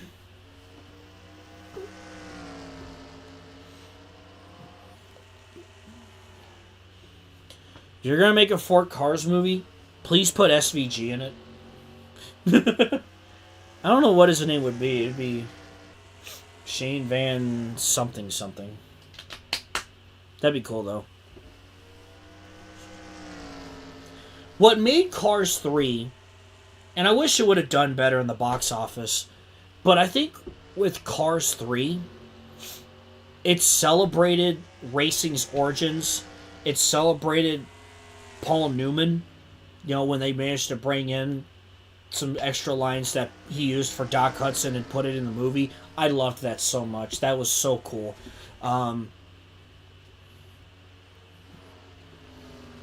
But yeah, I'm glad they paid homage to that. Pay homage to the grassroots racing and celebrating the origins. But also, while you're celebrating that, you're also looking ahead at the future in a way. And you're also seeing this dynamic of Lightning McQueen, who had been the top dog of the Piston Cup for so long. Here comes all these new, faster race cars coming in, the next-gen racers. And in a sense, it kind of foreshadowed NASCAR in a way. Because it came out in 2017, and that was at a point where the drivers that people my age grew up with, they were starting to retire. Jeff Gordon had retired, Tony Stewart, Dale Jr. was retiring, and then you saw a lot more guys over the years, like, Biffle retiring, Edwards, Harvick, Truex now, and all these, Jimmy, all these guys retiring, and all these newer racers coming in. And you know how technology has changed, and now everybody's kind of doing things differently, while McQueen's kind of old school, and all that. So I feel like in a way Cars 3 foreshadowed all that, but also to me it was just a celebration of racing too. No matter if it's the big super speedways or the local short tracks, it was just a celebration of racing. So stick to that with Cars 4, at least in my opinion. I kind of just been rambling on just you know. Yep, Junior was in the first Cars movie. There should be funny deleted scene moments from the movie Cars in SNL. Hey, Starlight, how you doing, man? Good to hear from you. Who would be the main antagonist racer of Cars 4? Hold on.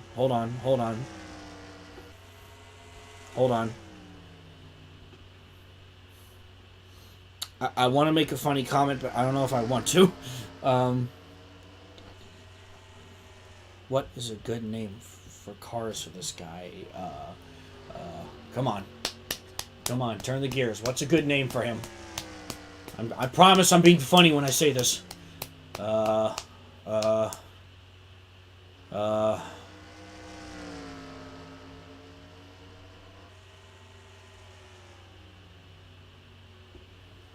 don't know.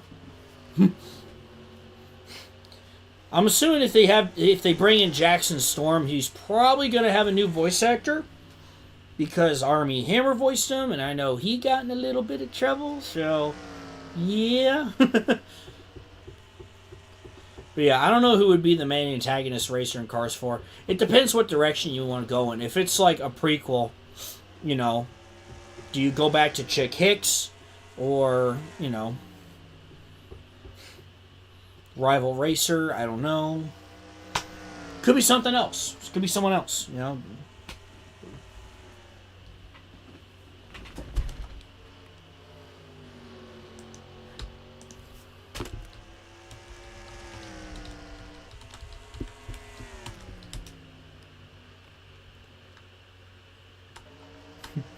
I could make a joke.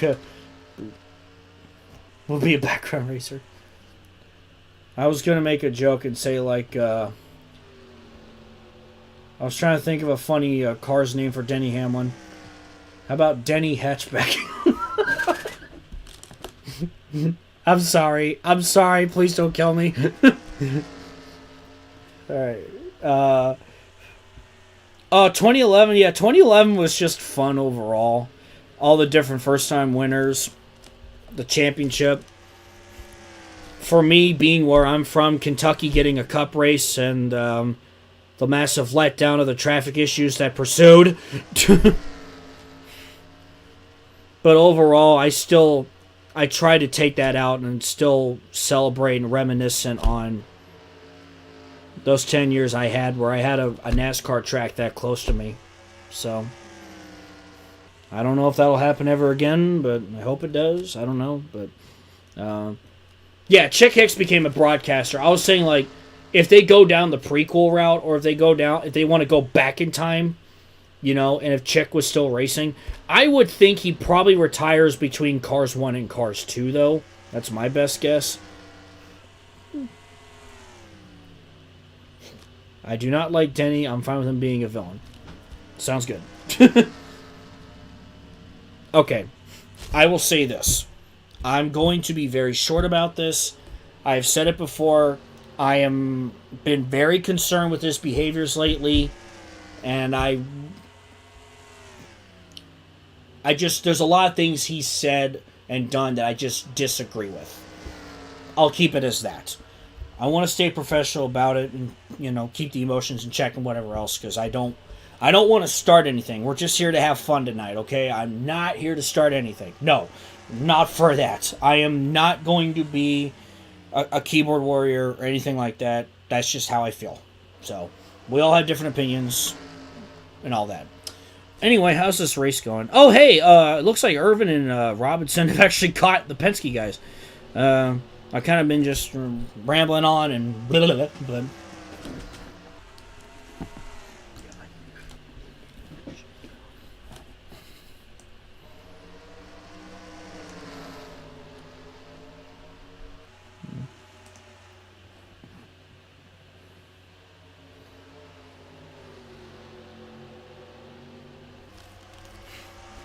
In Cars 2006, where Lightning and Sally take the drive and she explains the interstate that cut out Radiator Springs. This is a real story.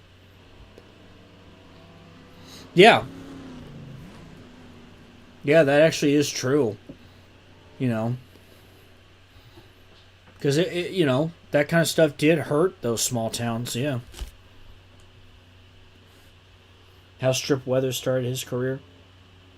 All that, yeah, I mean, that would be cool, for sure. That would be kind of cool. We got some green flag pit stops taking place here. I don't know. I feel like there's plenty of cool ideas you can try with the Cars universe. It just depends what direction you want to go in. And all that, so. But I'm sure the stories are there, you know. As long as you're able to produce a good story and not just make it a, let's make a movie to sell merchandise kind of thing, you know. I'm like, oh, come on, you know, at least produce something that, you know. I will say this though, if there's a Cars 4, I will be there in the movie theater. I will say that right now. I know I'm going to be there next month for the Sonic 3 movie. Which again, that movie's coming out on my birthday. How fitting is that? I'm really looking forward to that movie. I really am. Alright, so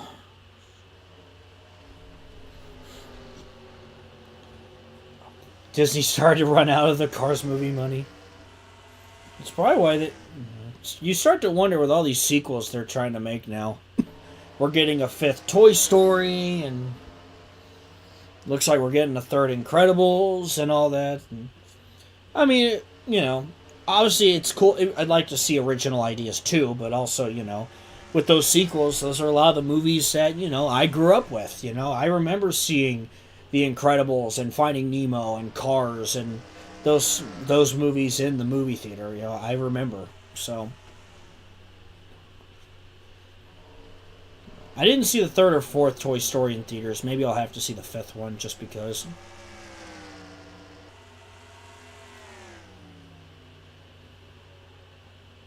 Another one. Anyway.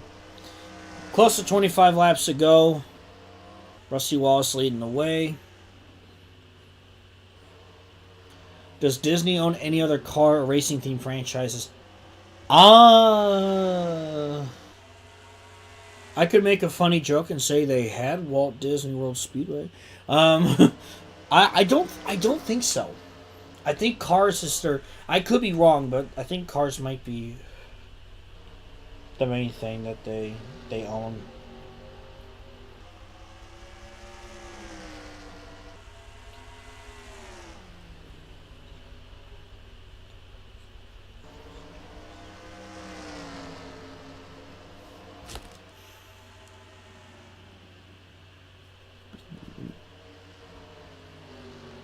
What is there to enjoy about NASCAR? The racing itself. Think about all the cool moments we got to see. All the different wins, the photo finishes. Damn good racing this year. I know people complain about the next gen car, but I truly believe that it's doing its job. It's doing a good job. You know, I know the flips at Michigan and Daytona were very weird, but you know, NASCAR. Whenever stuff like that happens, NASCAR always takes the cars into the R&D center. I think there's a lot to enjoy. The ratings are up. I think the sport is at a really good momentum swing right now. You know, I think they've made a lot of great changes in the last 5 years. But yeah, changes to the schedule and the car and everything else. Like, you know, the Chicago Street Course, awesome. It brought in new exposure for the sport. A lot of people who had never been to a race went, you know. And it's because you're in the heart of downtown Chicago, and I'm sure people were walking by going, hey, what's this all about? Oh, NASCAR? Well, how about that? You know, I love that. I love doing stuff like that. We're going to go to Mexico next year. That's exciting, you know. We're going to push the international audience some more. I've been seeing we need an international cup date, so finally. I'm really excited about that. I think there's a lot of things to look forward to for next year. And for me personally, I want to help push the sport. I want to help grow the sport. let me go back to what Pitbull dropped that song with Bon Jovi, the remix of It's My Life, when he actually said in the song that made me smile ear to ear, he said, introduce NASCAR to a new culture, winning. I love that, and that's kind of why I like Trackhouse so much. Is because they're doing things different, and I think you got to do things different. You got to shake things up, get yourself out there, right? There's a lot of good in this sport. I do believe that. I've been a fan I've been following this sport for 20 years, since 7 years old, renting Thunder 2003 from Blockbuster in the summer of 2004 to now. And I've seen things happen, things come and go, all the ups and downs. I think the sport... Yep, Pitbull did say that in the song. Look it up. It's him and Bon Jovi, It's My Life. It just came out a couple of days ago. Let me see. Which, I mean... How can you can't hate Pitbull, man. Pitbull's just a cool guy. And he just encourages to feel good and enjoy life and stuff like that. Yeah, let me find the lyrics here. Living is given, introduce NASCAR to a new culture, winning. Yep, there it is. That's cool. It's just, I heard it, I went, oh, yes! But, yeah, so... There's a lot to celebrate about it. For me personally, I want to help the sport grow. That's why I make the videos that I do. I have people at work now constantly asking me about my content and NASCAR, and they're curious about things, and I'm like, yeah, if you're ever curious and want to ask, Ross the boss. Yeah, yeah, that's why I've grown to really like Chastain and Suarez and SVG, and man, I'm looking forward to Connor Zilic, man, because that young man could be the next big thing in NASCAR. I mean, my God, he's got talent. Yeah, Rusty's leading, but Ernie's there, so let's see what happens. I've always enjoyed Pitbull's music. Monsters Inc. Yeah. That's a classic. Wonder if they'll make another sequel of that one. Let's see, what else is there? If Ross gets more consistent, I hope he gets another shot at the Cup. I hope so, too. I feel like it was just an off year. And he's, Ross just had some bad luck this year, really. That's all it was. I mean, it seemed like a lot of times that he had a shot to win or have a good finish. Something went wrong, and he still got to win at Kansas, so there's that. And again, I'm really excited about SVG next year. I don't know. He could break the record for most wins by a rookie, depending on how he does on the road courses. Oh, geez, I thought the 6 was going to wreck for a second there. So, I mean, I'm sorry. I've grown to like SVG because he's just having fun, He's just smiling. He could wreck lap 1 and smile and be like, oh, we had some fun. We'll get him next time. I have so much respect for a guy like him who's had all that success in Australia, and it's like, you know what? I'm going to go over to America. I'm going to go do something different. So, and I respect him for it. He just shows up to Chicago last year and just outschools everybody. Everyone's like, who this guy?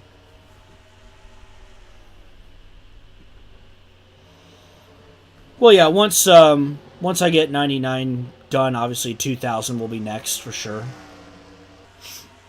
SVG on a side quest. This is his NASCAR arc, man. I'm looking forward to it.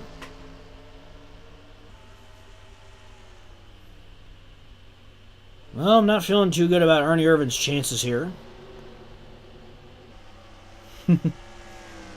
But, yeah, I mean,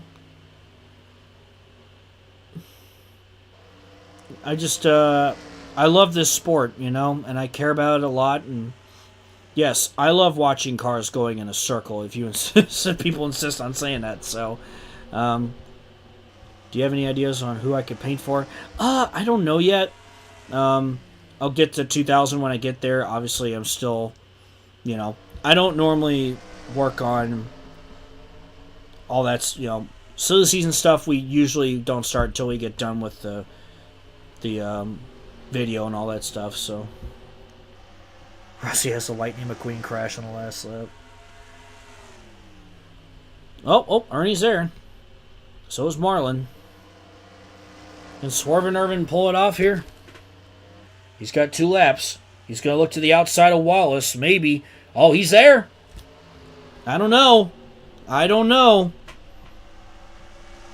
That lap car's there, man. I just don't know. They're side by side.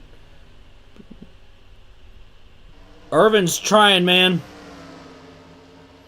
White flag. They're side by side. Irvin wants the lead.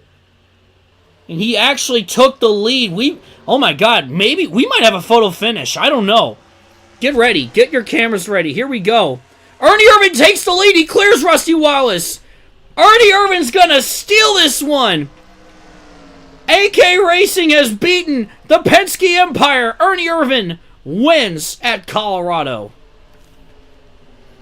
Wow. What a last lap pass for the win here in Colorado. Ernie Irvin getting the job done, stealing the win. How about that? Have you ever? I gotta do it like a WWE ring announcer. Here is your winner, Ernie Irvin, or something like that. Man, Swervin' Irvin getting the job done. I gotta say it. Maybe he's a threat for the championship again next season for sure. He could be. So yeah, there you have it. There you go. So yeah, there's your final results there. I'll let you guys look at that for a moment. Oh man. So yeah, getting to work this weekend on the video. Plan is to have Racing Infinity Volume 30 out next weekend. And then after that, Sunday Night Lights 99 to close out 2024.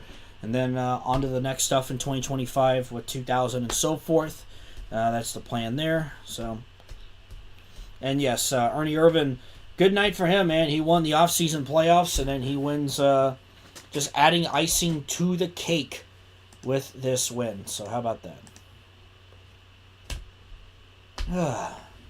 Stick around for a few more minutes here. I'll let you guys look at the teaser again for Racing Infinity Volume 30. Yeah, what a finish. I mean, what a finish. So yeah, if you guys have any last questions or comments or anything like that, feel free to ask or say what you need to say. Gosh, I mean, it's already like mid-November. Good Lord, time flies, doesn't it? Hey, now you're an all-star. Get your game on. Go play. Dale. 3 for Dale. Or as Hank Hill once said, check it out, it's Dale Earnhardt.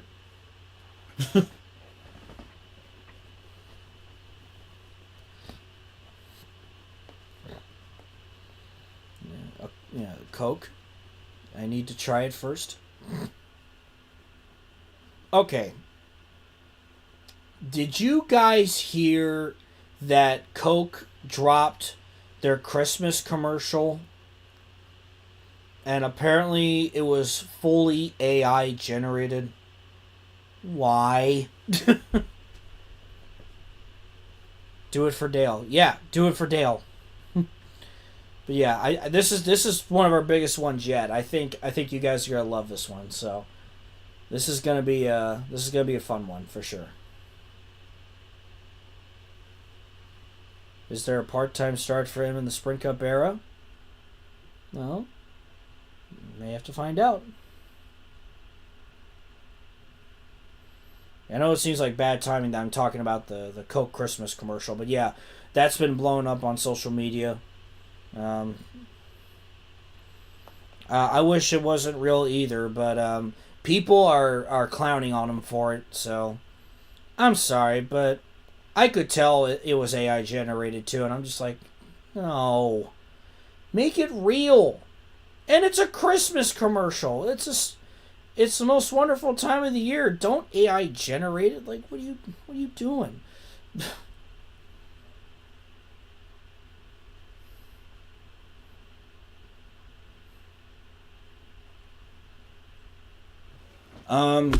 So tentative for volume 30. I know I made a post about the schedule for the rest of the year. So the plan is November 23rd, next Saturday.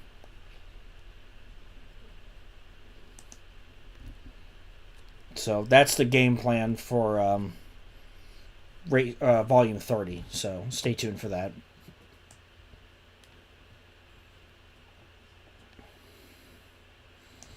And as I said at the start of the stream, today marks 2 years since I rebranded the channel to Gray Speed Productions, and just want to thank you all for celebrating what makes motorsports special with Speed Reign Supreme, and all that. And like I said, 2 anniversaries now this channel has. There's the August 1st, the day I actually made the channel, and then November 16th with the rebrand of Gray Speed. So, oh wow, volume 29 almost at 1,000 views already. How cool is that? 1998's already it's closing on 3K. Restarts had some good views. Volume 28's got 815. 97 already at 3K. So yeah, I really appreciate all the support. I mean, this is awesome. I really appreciate it. So yeah, December 14th, that is going to be the tentative date for SNL 1999. So like I said, we have the Stock GT Super Sportsman trucks and IROC done, and we're just starting on Bush. So I believe you can get 10K next year. Oh, thank you so much. That would mean the world if I could get a video with that many views. That would be awesome. Or even that many subs would be crazy. But yeah, seriously, I appreciate all the support from you guys. I really do. And it's been a lot of fun, and we're going to continue doing it. And I'm just looking forward to showcasing more of Sunday Night Lights and Racing Infinity and everything else. So 2025, still working on plans for that. Obviously, future SNL stuff and all that. I know I wanted to do a World Grand Prix like I did last year, and I just never got around to doing it, so I apologize. But maybe that might be on the table. I don't know. It just kind of depends on what I have in store and what I have planned. So yeah, I mean, that's crazy that in this timeline we're about to hit the 21st century. We're about to hit the 2000s, So that's going to be an exciting time. It's really going to be. I think we're on the verge of something really special. And I say that as we just had our first female cup champion. So, I think more special things are bound to happen for sure. So, you never know what you could see, right? You never know what's going to happen. Absolutely. 1999 is going to be a lot of fun. So, I'm feeling pretty good about it. So,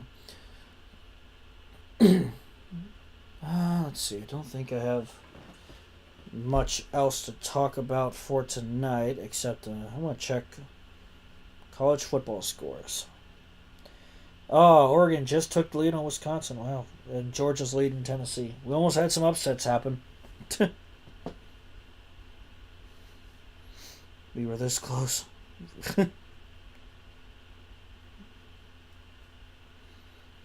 Yeah, if you guys haven't, Linkin Park has dropped a new album, and it's really good.